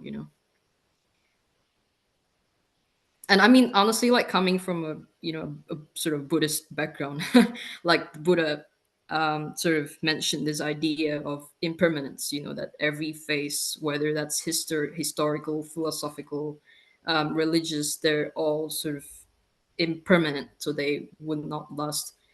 That doesn't mean that you don't get to appreciate them, but you appreciate them while what you cherish, appreciate them while they're there.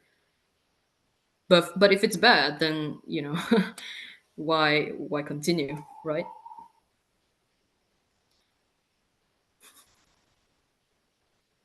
Ocean, your turn. Hi, can you hear me? Yes. Yes, I can. Oh, great. Yeah. So I have to confess I missed the most of the lectures. But I have two quick statements. Actually, one quick question and one quick statement to make. But I'll let you answer my first quick question. So, according to Spengler, when was the height of the civilization, the Western civilization, and what's the reason? Oh, I think he said that the height of civilization was it. Let me just have a look at my slides again. I think it was the Middle Ages or the Middle Ages. Greco-Roman. Yeah, Even before the Renaissance. Yeah, I think so. Oh well, maybe Stephen can make a bit of a insight. I sort of get a bit lost after sort of juggling And this. more importantly, I'd like to know what is the reasons. Or reason leading to the rise of culture. No. Why he thinks that period is the height of the Western civilization? Oh, it's sort of the peak of you'd say creativity, and when Faustian Western men are sort of more authentic. Even if it would mean like being a bit proud of of themselves, but they had this. Yeah. Based on that, I would say today, or when I see the nuclear bomb exploding in Hiroshima, that's the expression of our mighty Faustian consciousness. We can conquer the entire world through our mind, and it sounds arrogant, but I like it. So when we see the first time the nuclear bomb exploding, 1945, yes, we conquer the map. We are the master of the world. We are the Faustian. So I don't understand why Middle Ages is the height of it. But anyway, and of course now technologies. If that's the case, today it's the height of the Western civilization. At the same time, the death, because according to the World Economic Forum, within 10 years, AI will take over 90% of the entire human jobs. So most of us will have no job except to enjoy 16 hours a day writing a poem or writing a music or watching the Netflix 16 hours a day and eating the cockroaches and crickets and bugs and so forth as they suggest us to do. And so because AI will apparently get smarter and start to reason like a humans and even smarter than a human brain within a few years. If that's the case, most of us are useless eaters. Well, most of us are useless. So that's decline or death of who we are. But we have created the beautiful thing called AI. So some few people get to enjoy, but most of us are useless. So anyways, thank you very much. Useless? What do you mean? In what, this AI useless means well, no value in our market system. So I have already multiple friends who are currently government welfare and enjoy playing the game 16 hours a day or watching the movie Netflix because they don't have a job and they get checks from the state, and so most of us will end up being like that. Useless in the market system. I personally don't blame AI. I think it's the people. They sort of rely too heavily on these and then sort of fall back into. Yeah, because if I'm the CEO, because if I'm the president or the CEO of the big company, and if I can do the job that buying the AI, and I pay like electricity fee like $100 of I would have paid for the human forces. Why do I have to keep hiring the human beings when I can cut hundreds of times by utilizing the AI? And that's the typical mentality of the capitalism, and I don't blame them. So, Oh, okay, I see. Like profit for themselves. And yeah, exactly. what about like charity institutions? Do you think that's also how they operate? You know, if people donate, you know, they offer donations for people, you know, who are sort of in need. And do you think most of the donations go to the, you know, the organization instead of the actual people who are suffering? I don't know. I have friends who done the investigated Red Cross and many other institutions, but I haven't personally done the research, so I can't really tell. But we are charitable because we have already people on a government welfare, and and they get to enjoy their lives currently already. So my point is, most of us will end up like that. Most of us have no job to do except just killing some time until we die. Well, yeah, you certainly made a point, you know, when people have become sort of too complacent and used to these achievements, I guess. So, you know, I heard someone tell me this, but I don't know if it's true, and it's a bit of extreme, you know. So this person like claimed that cannibalism could happen like in the distant future, despite the advancement of technology, and you know, but you would gradually see that he said that, you know, gradually you'd see people competing for one and, you know, against one another, and then they'll kill each other and that thing. Like, I just don't know how to feel about that after he said that to me. And yeah, maybe, I don't know. David, your turn. Firstly, I'd just like to respond to that comment about cannibalism. If the Catholic Church had its way and we didn't have birth control, yes, the population would increase to the point that we would have to have cannibalism and war and so on, all those horrors. The Catholic Church is a existential threat, except that, fortunately, most Catholics in the West ignore it, or at least ignore that teaching. The point I wanted to make was, as I put in the chat, that war is no longer profitable for countries. War, or at least empires, used to be very profitable. War was very profitable for the Roman Empire, and very few Roman soldiers got killed in battles between Roman armies and the people they conquered. War was very profitable for the East India Company, conquering India, and for the various European powers conquering Africa. Pretty much with the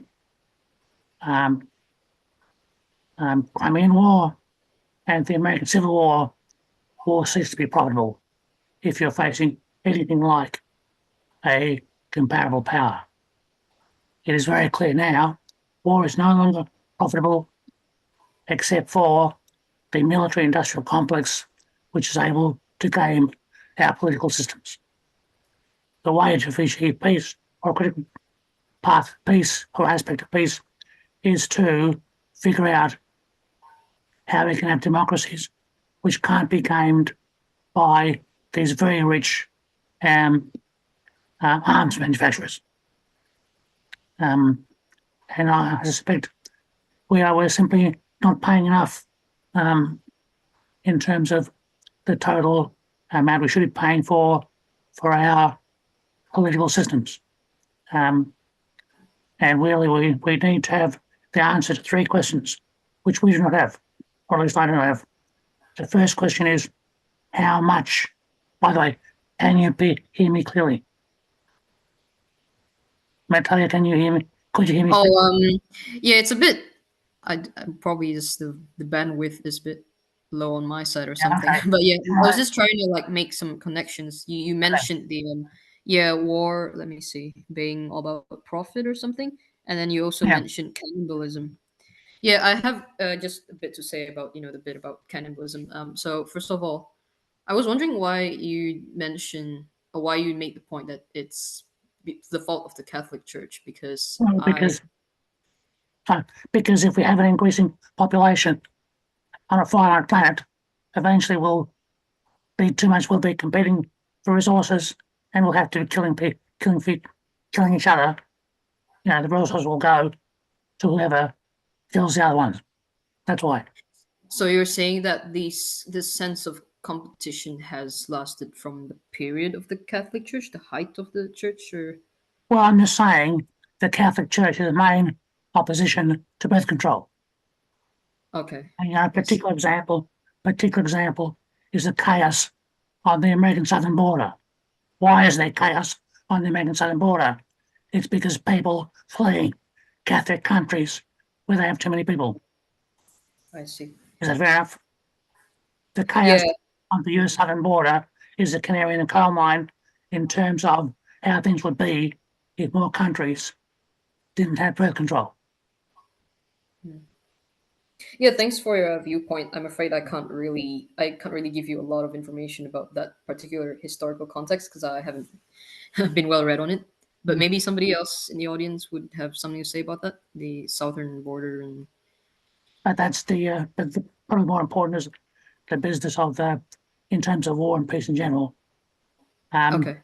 That war used to be very profitable. Okay. Okay.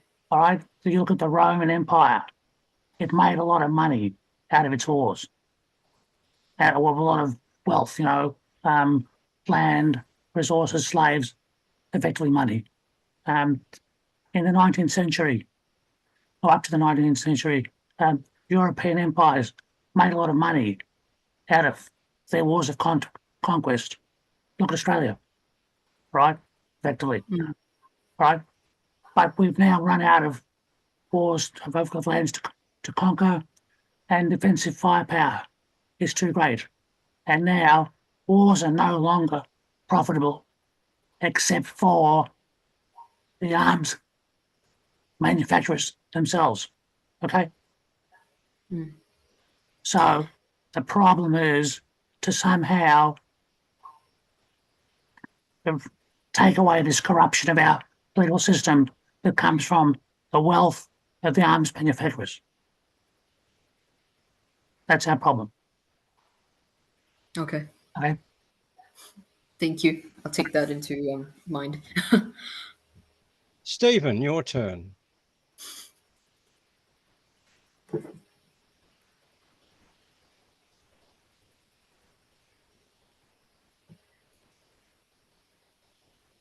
Yeah, I was, bringing up Spengler's point.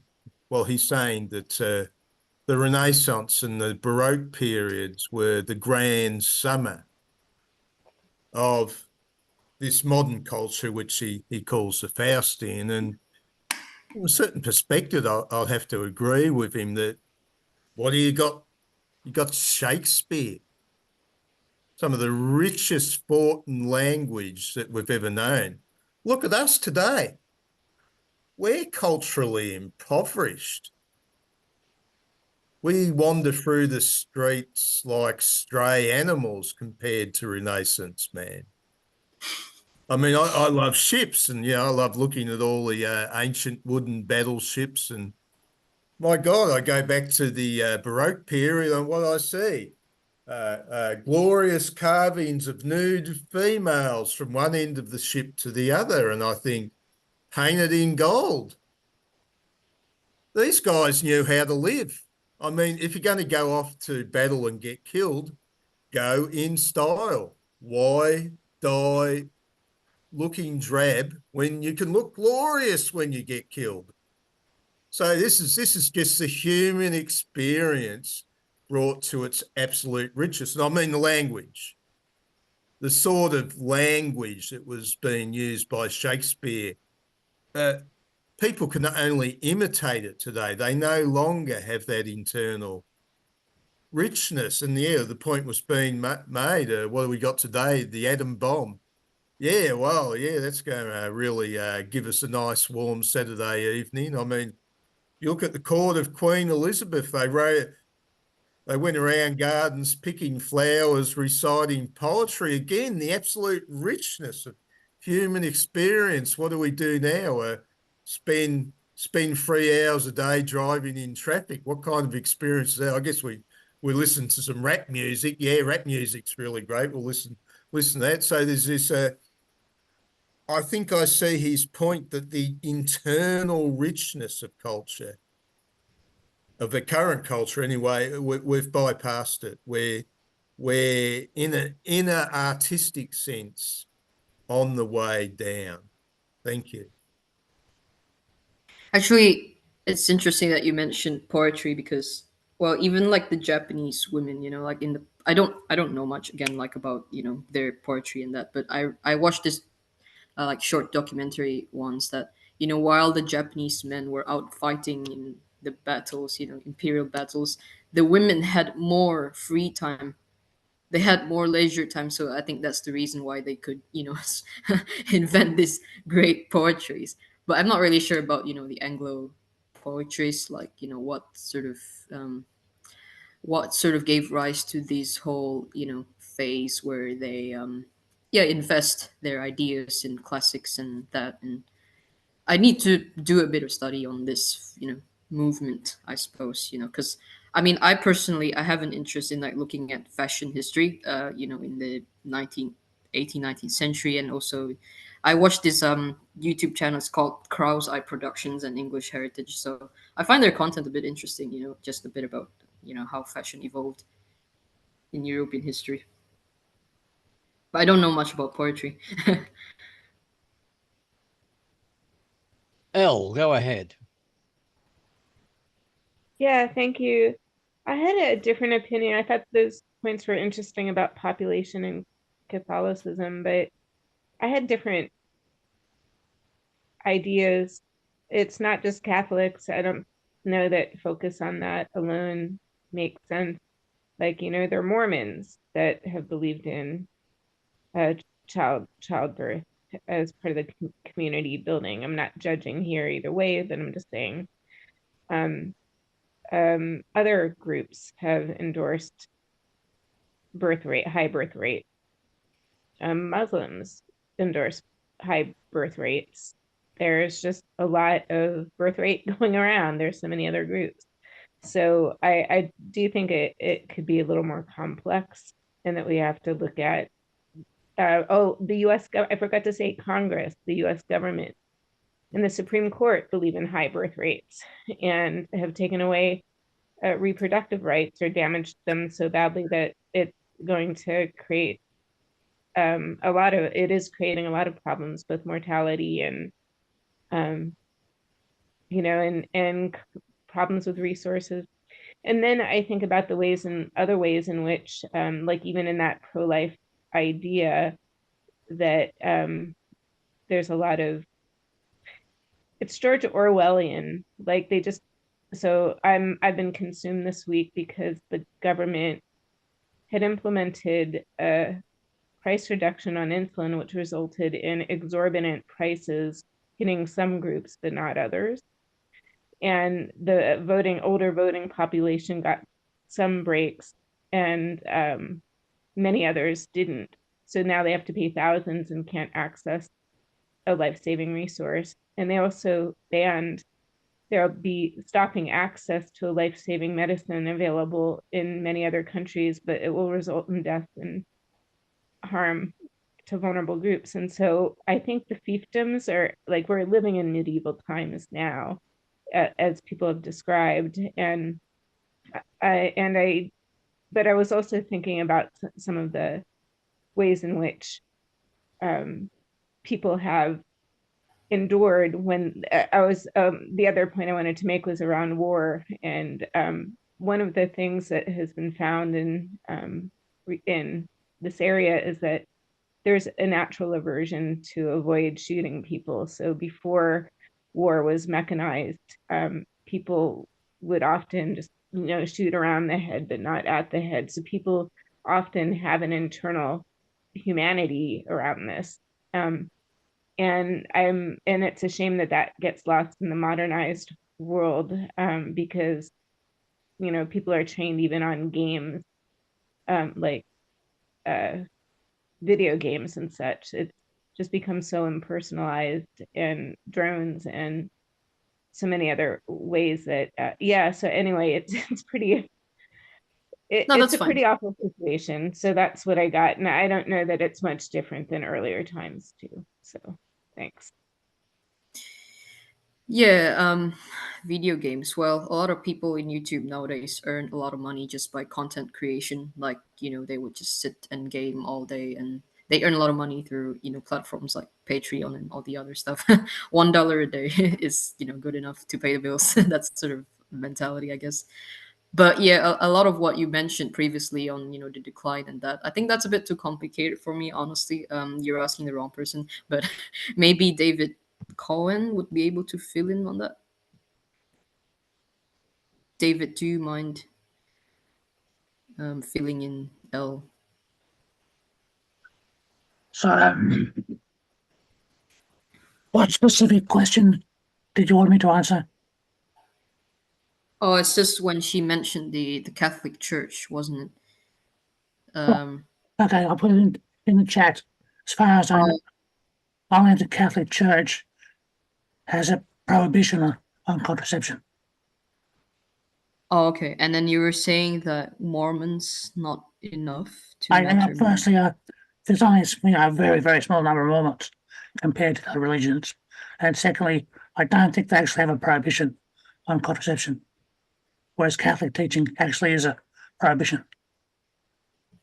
Fortunately, largely ignored by Catholics in the West, but not so much in South America, where it is tend to be honoured, and too many people, and as I said, chaos on the American southern border. Oh, okay. Thanks. Yeah. Does that answer the questions? I guess I still think it's way more complex than just the Catholic Church, but whatever the prohibition, the issue is the population. Granted, you're right that Mormons are a smaller population, but the same mentality.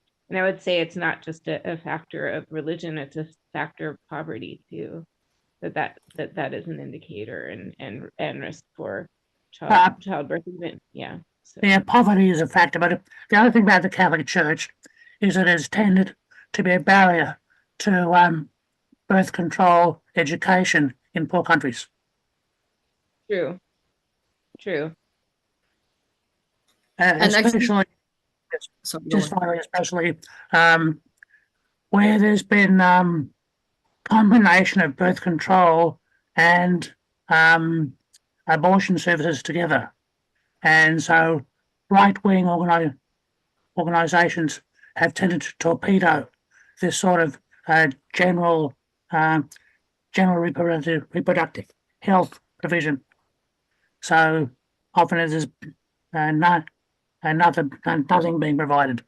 So am I speaking okay? Or am I being clear enough in my speaking? Yeah, sure. Okay.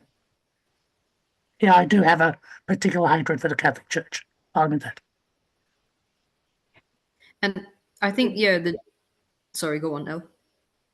Oh, no, I was thinking of it, like, granted, it's not the same population, but whether it's culture within certain, like, Islam culture or Orthodox Jews who have large families, but granted a smaller population, the mentality is problematic. But I appreciate what you're saying, David. So, no, thank you. I have the same hatred or the same bile for Congress. So, congratulations. As a progressive Jew, I do have a particular problem with all ultra-Orthodox Jews with their large families. Frankly, I think they're a menace, and I I don't know what to do about it. Okay, bye for now. That's all for me. Bye. Yeah, thank you. Joe, go ahead. Hi, Matthias. I apologize. I missed your presentation. That's all right. But I have a quick question. The only thing I don't know much about Spengler. Joe, you need to speak more. Oh, I'm sorry. loudly. I don't know much about Spengler, other than he does predict like that cultures go in cycles, like human organisms, essentially.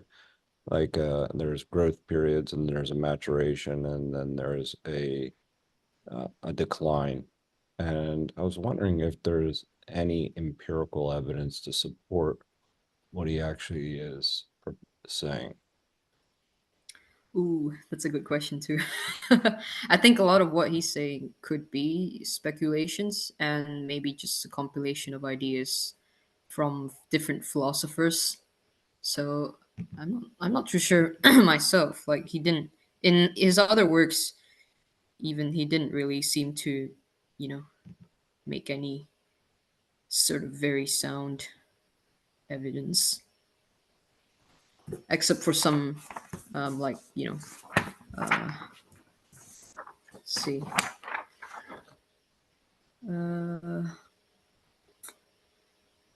Oh, he was just talking about different conquests and historical events,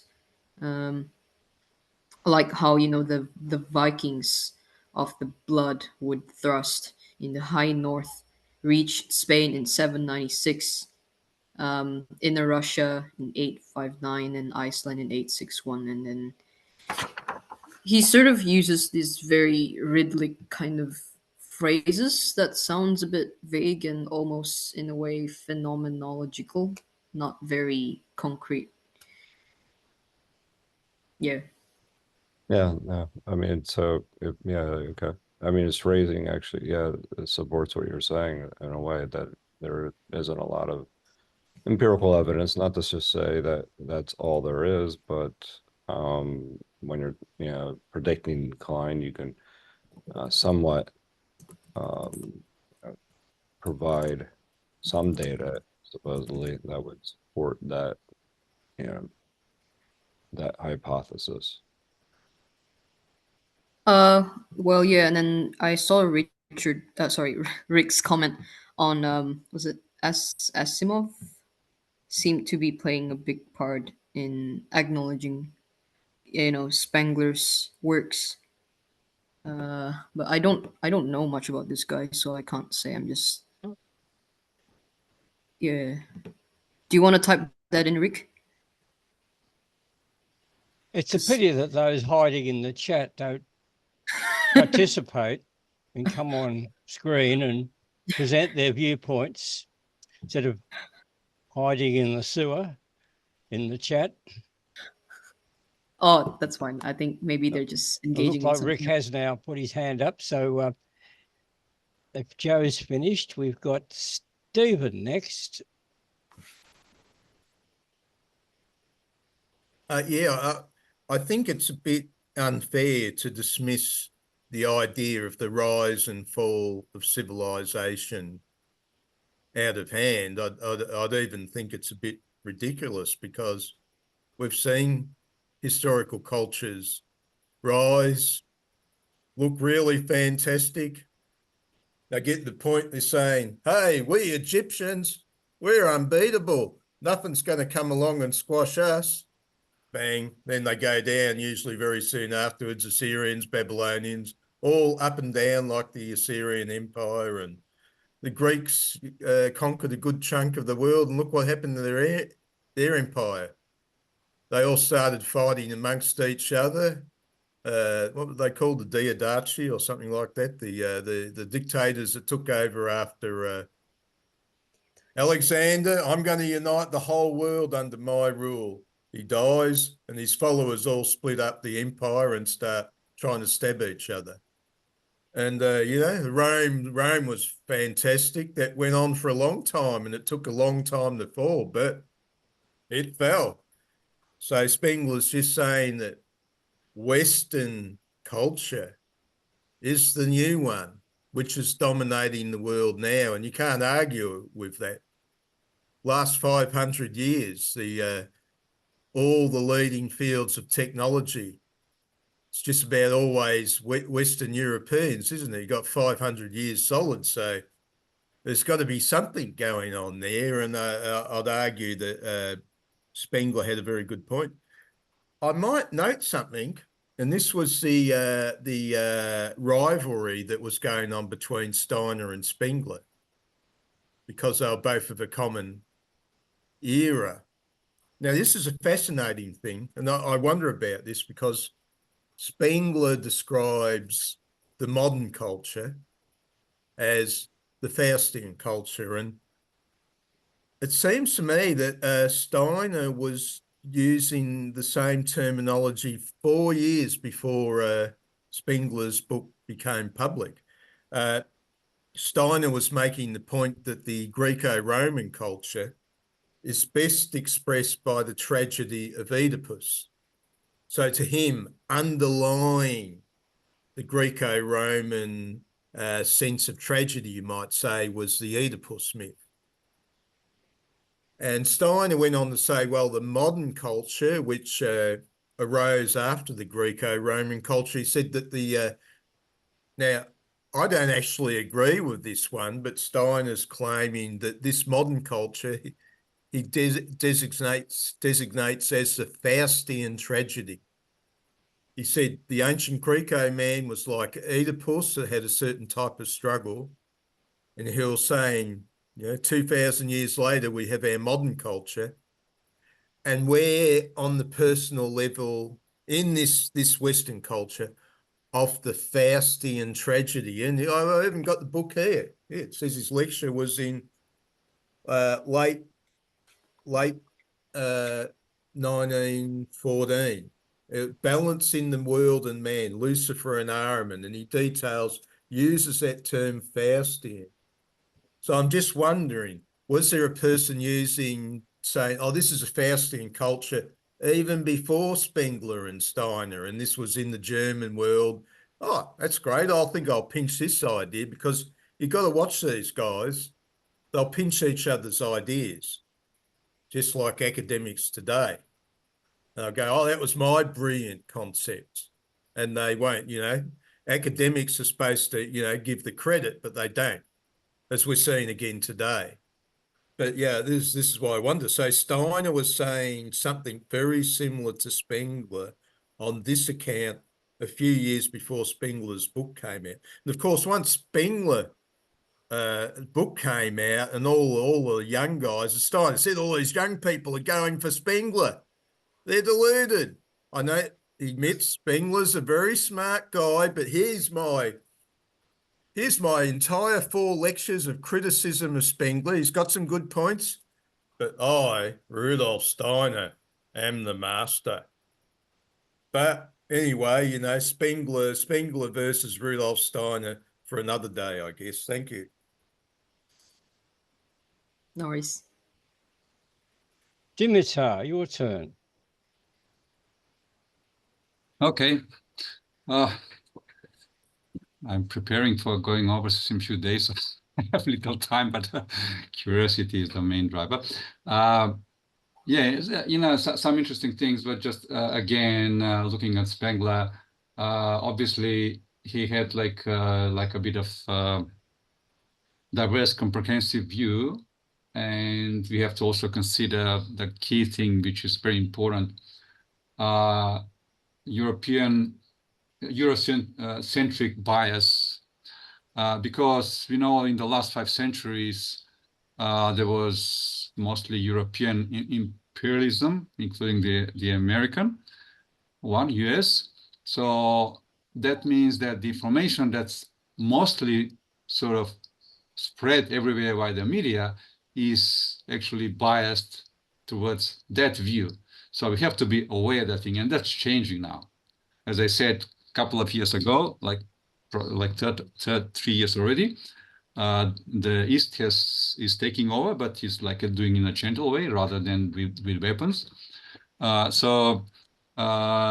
we have to be aware. So all this, like, there's lots of information that's interesting, but far from that, that actually every culture goes through that, you know, cycle. Actually, I have to see where it's, because there are different things. Culture, civilization are relatively different things. And again, there's a fun thing just to just to repeat. America is the only country that has gone from barbarism to decadence, bypassing civilization. I mean, different views. Again, there's always pros and cons for everything. We can't just take blindly at everything. You have to consider from all aspects. But obviously, technology is not enough to be considered as civilization. So you can't say somebody because they're advanced in technology that they're actually really civilized, because as I said, it's more about how they consider the whole world as part of that. So I can see how to say, as I said, we have free speech, and we can talk about different things, but we have to have it more respect in terms of, rather than bringing what I can see actually also in the Spengler's view, more like a dogmatized view. All right, so Marxism is bad, even though Marxism is about communism, communism about community. So it makes absolute nonsense to say communism is bad. It says, practically, you would say communities are bad idea. Let's go, everybody individual, and let's fight with each other and see who wins. We have to discuss the things. So as I said, there's no point to taking anything for granted. And the best thing is to communicate and bring all these views together. But we have to, as I said, repeat, we have to be aware that the Western view is currently very biased, and we have to respect others again. Thank you very much. Thanks, Dimitar. Rick, it's your turn. Yes, so just answering the question about Asimov. So Isaac Asimov was a Hebrew writer. He wrote a series called Foundation, which is based on the idea of a spacefaring civilization, a galactic civilization set, I think, 10,000 years in the future or so. And he talked about psychohistory. So he talked about the concept that, similar to Spengler, and he probably took the ideas from Spengler, although he claims to have based, Asimov claims to have based his series on the book by Gibbon, the Decline and Fall of the Roman Empire. So others have that, if you look up on YouTube about psychohistory and about the cycles of civilization, they talk about the 7 stages of civilization, ranging from the mythic to the systemic. So they go the mythic, the heroic, there's a few other stages. Then there's the relativist, which is the current stage we're in now, and then going to the systemic. So where there are multiple systems within civilization, each having relative autonomy within an overall civilization. Before we, he talks. So this sounds very, very similar to Spengler in a sense. I'm sure there's differences to Spengler, but it sounds very similar to Spengler. I'm sure other people as well have talked about the cyclical nature of history. So I don't. Somebody commented that it's not falsifiable. Well, philosophy generally isn't falsifiable. Generally, philosophy. So falsifiability comes from scientific philosophy, and the 3 main views within scientific philosophy is, and that the protagonists involved include Popper, Kuhn, and Feyerabend. So Feyerabend was the most modern of the 3. Feyerabend said he was an existentialist, which so he had existentialist philosophy with respect to science. He said everything's a bunch of bunk. Everybody, so he's sort of alluding to the idea there's no logic to science in a sense. It's whoever dominates the power structure of society effectively is the one that gets to dictate what science is, in a sense. Kuhn talked about scientific democracy. He said the majority of practitioners in a field of expertise, when the majority of practitioners in a field of expertise agree, then this is science. So agree on a paradigm. He used the word paradigm a lot. Popper, he talked about falsifiability. He said that that anything that's not falsifiable isn't science. So there's a famous argument recently between Leonard Susskind and Lee Smolin, both Hebrews in the US. I think they both go to Stanford. They both teach at Stanford in the US, in California. And as you know, that California is a fairly woke / perhaps communist area of the US. I could see Natalia laughing. James is laughing as well. Yeah. So, and as you know, that the Californians have sort of shot themselves in the foot at the moment with their law and order policies and stuff, and similar things have come up in New York. So it's sort of just, I mean, I guess if you make a mistake, the key thing is to own it and to say, yep, I made a mistake, or maybe we can look at addressing this and finding out, okay, where is the error? It doesn't mean that you've necessarily made a mistake, but maybe you haven't understood the problem and how it's instantiated quite as well as you might. And everybody makes mistakes. That's the human condition. So it seems that the ideas of Spengler, he's one of the first to instantiate the problem in the way that he has, perhaps. I'm sure others in history have alluded to the similar ideas that Spengler has alluded to without perhaps summarizing it in such a concise way, which is often the case in philosophy, with people like Socrates and others. Some consider that Socrates is he was a bit of a radical, and in Greece there are others like Diogenes that actually criticize Socrates as being a woke communist in a sense. But I mean,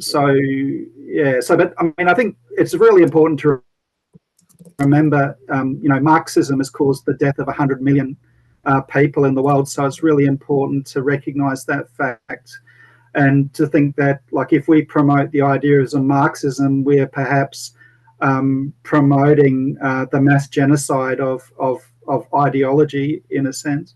But there are different, all cultures, they protect their own ideology, but different cultures will do that in different ways, perhaps not exporting the protagonists to the gulags in the frozen Siberia and making them compete over meager supplies of food, like was discussed in A Day in the Life of Ivan Denisovich, and his horrific depiction of Soviet era sort of policy. What's his name again? Can you type it in the chat? Yeah, sure. Yeah. So A Day in the Life of Ivan Denisovich. It was written by I forget. I've just got a mental blank. Day in the Life of. Okay, found it. Yeah. Okay. Cool. So it was a horrific depiction. It was made into a movie a few years ago. Terrible circumstances, and the whole infrastructure of CCP was, the rail system, the highway system was developed on the backs of these poor bastards that were forced to labor under extreme conditions in Russia in the before 1989. So anyway, I think I've probably dominated the conversation enough. That's all right. Yeah. So I might put my hand up again later. Yeah, thanks. I'm just gonna say I need to go to the bathroom. I'll be back. Sorry about that. Good. Okay. Ocean, it's your turn.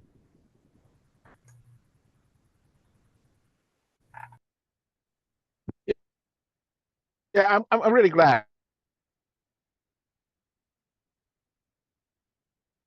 Proceed. That's a perfect timing to Rick report about historically what the communists did. And also I wanted, can you hear me?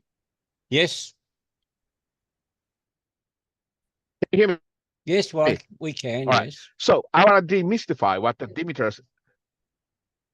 Okay, let me know as soon as you my voice start to cut off. Okay, so yeah, I want to demystify what the Demeter said about whole like very warm expression of false expression of what the Chinese or what the Asian culture is. Historically, 1200 to 1350, 150 years, Chinese Mongolian government raped the half of the planet, and of course raped a whole bunch of women and created a whole bunch of biracial babies. And their troops actually went to as far as the European countries of Vienna. I forgot exactly the city, but almost they stretched to Europe. And so it's kind of crazy to assume, oh, we West are the barbaric and violent. Nevertheless, Asian countries are harmonious and so forth. It's kind of a laughable joke to me. And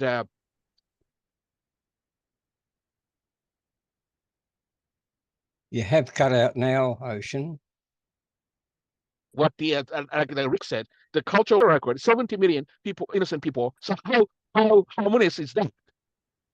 So next time when you go to a restaurant or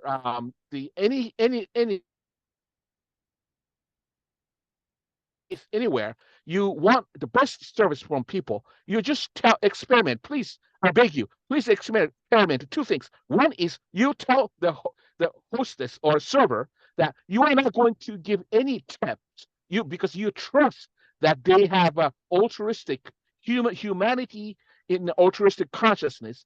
Nevertheless, you want them to give you the best service. And what kind of service are you going to get? Second time, you will tell them, if they provide you the best service, you are going to give them a substantial amount of tips. And tell me if there will be any, you're going to get the same result. And you are underestimating or you are deluding about the nature of the humanity. And history proves it. Thank you.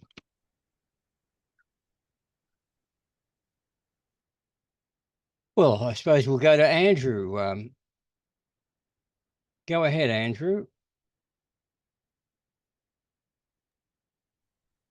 Yeah, it's more an observation than a question, or the question built in is what comes next, and it's well demonstrated that we have limited capability of predicting the future, and it's although Hegel doesn't seem to have stated it as a fact, but humanity has a predominance of predicting a doomsday, which it's so easy to do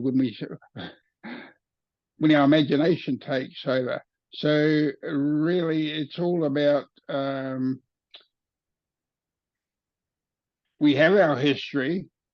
We also have to live our future, and we need to live our future by co-creating our future by whatever means are available to us, and that's for us to explore. And I'm saying this differently to what I was thinking it, so now I'm a bit lost. But yeah, just,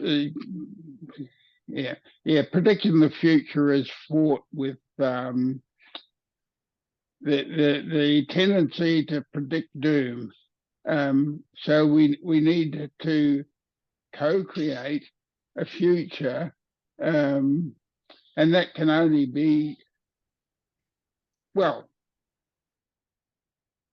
the way we co-create the future will determine the future. That's an inescapable. Oh no, I had some. Natalia. Oh, Natalia's muted. There you are. You can unmute yourself now. Yeah, thanks. Sorry, I actually missed half of that because I just came back from the bathroom. So what was the answer? Like, just condense it a bit if you can, Andrew. Well, the answer is that we're going to have to create the future that we are, and there is a tendency, as Hegel has demonstrated, that we have a tendency to create a doomsday future in our predictions because, like, actually, does Hegel actually state that, or did he just leave it open? Yeah, we seem to assume that there's going to be a fall down of our culture, which is inevitable, but there's a rebirth after each one, and we don't seem to embrace that in our thinking as readily.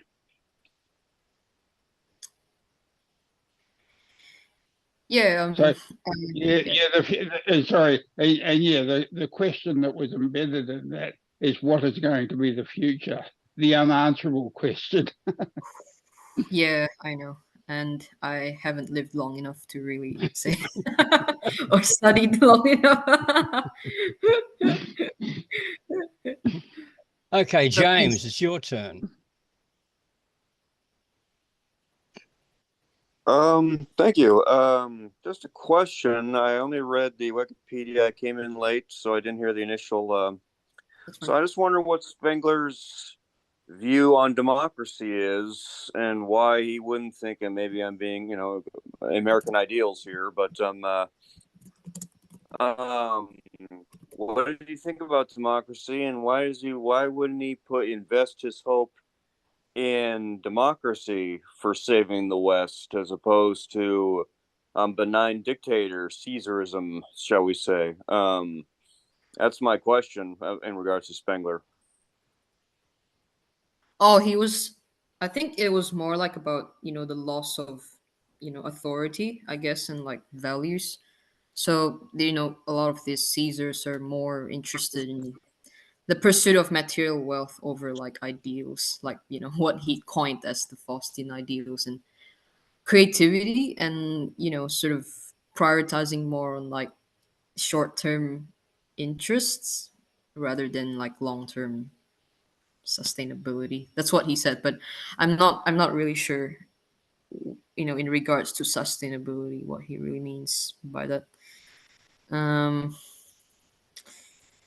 And yeah, he also viewed democracy as like, being in a stage of decline in civilizations, because he saw the historical parallels between like democratic systems and other phases of civilization.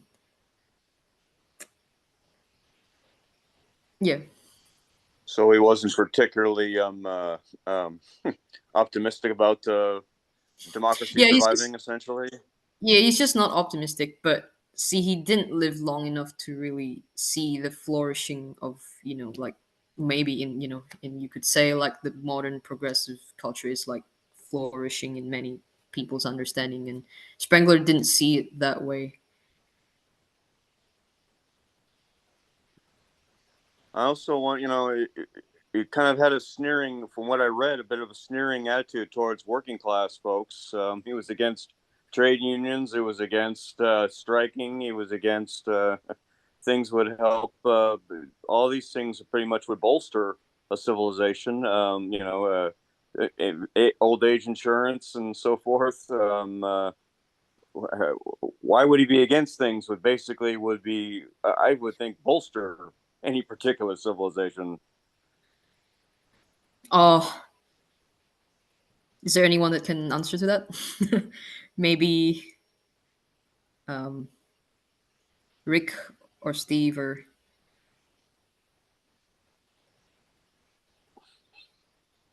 Okay, if you want Steve to Yeah, it doesn't matter who it is, really. Go ahead, Steve. Oh, sorry, I wasn't listening. What was the question? Why did Spengler view democracy as like, a decline in culture? I think that's what James was asking. Yeah, I didn't really find out what his issue was, but essentially Spengler was somebody who believed in an aristocratic order. So he thought, democracy comes from the common man, and I imagine his views were strongly influenced by Plato, and that ultimately the common man will bring about the downfall of culture. That culture depends on the guys at the top, and the people down the bottom, they're just the workmen, they're the nobodies. The flower of culture are the aristocrats. And by aristocrats, probably Spengler was meaning people well trained to be aristocrats, not simply people who were born into the aristocracy, but people like Plato's philosopher king. So you've got the broad degree of humanity at the bottom, and they're really just the slave mentality, and they love the slave revolt. That's your socialists. They demand the benefits of society while displaying absolutely no talent. And then you have the technical class above that. This is Platonic as well. This is Plato. And yeah, they're good at making stuff and building concerns, and they provide the goods and the food and everything of society. But for Plato, the really brilliant class at the top has to be the aristocrats. And it's not just enough. They don't naturally occur. You have to find the right sort of people, the people that show the inclination towards intelligence. And then you have to train them vigorously from childhood for the role of being the philosopher king. So Spengler at first he hated the Weimar Republic, and he had a momentary hope that the Nazis might be what he was looking for, but he was very soon disappointed and ended up on the outer with the Nazis. He did say shortly before his death that he didn't think the Nazis would last 10 years. He realized that they were the very worst of the lower classes. They were from the gutter. Their minds were from the gutter. So Spengler was searching for something else, the absolute refinement of the human mind. And of course, what we're seeing in the 20th century is that the yuck common man, the undesirables, who really belong repressed downwards, simply serving society. Whereas the golden minds, Platonic minds at the top, are the ones directing society, you see. So he was sort of somewhere in that direction. I'm just speaking in a rather comical and hilarious way to emphasize it. But he felt that the loss of the old aristocracy was the path downwards, you see. So thank you. Thanks, Steve. Okay, Elle, it's your turn.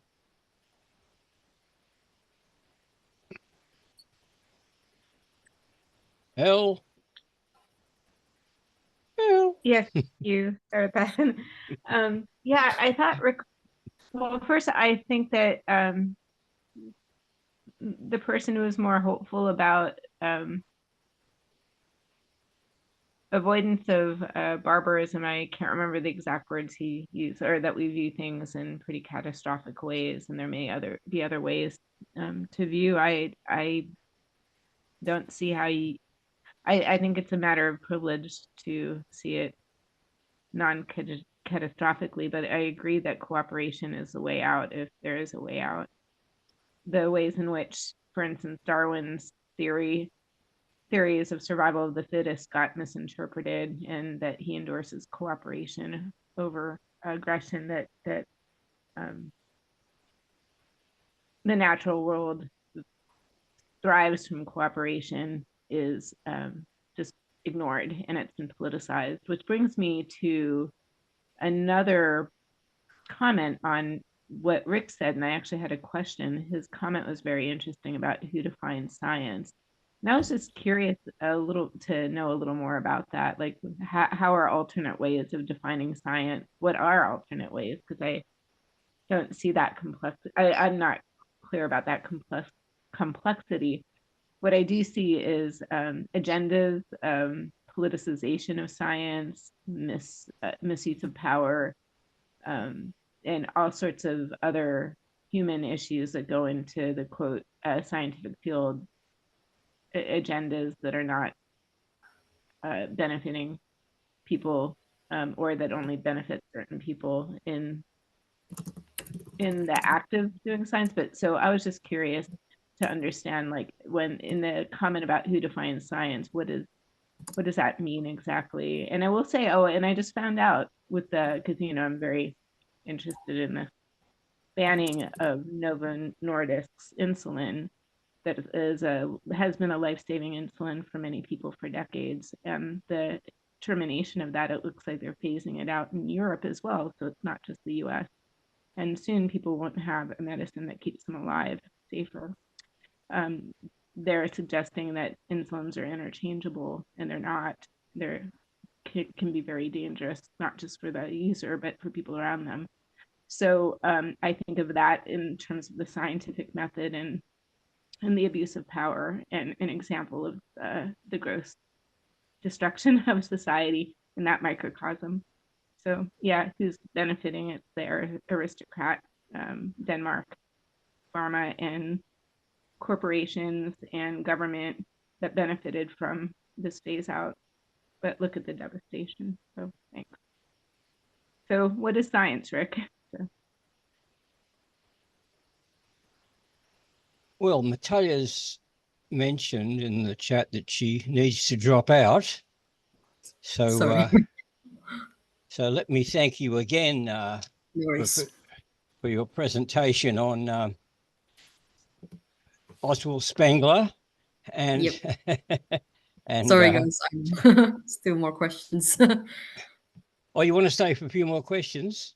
Oh, no, I mean, I just had to drop out, but I know there are still questions from. Oh, I see. Yes. Yes. Well, everyone can go on discussing. We'll just continue on. Yes. Well, thank you for that destiny of Western Faustian culture. And I'll stop the recording now. Let's see if I can.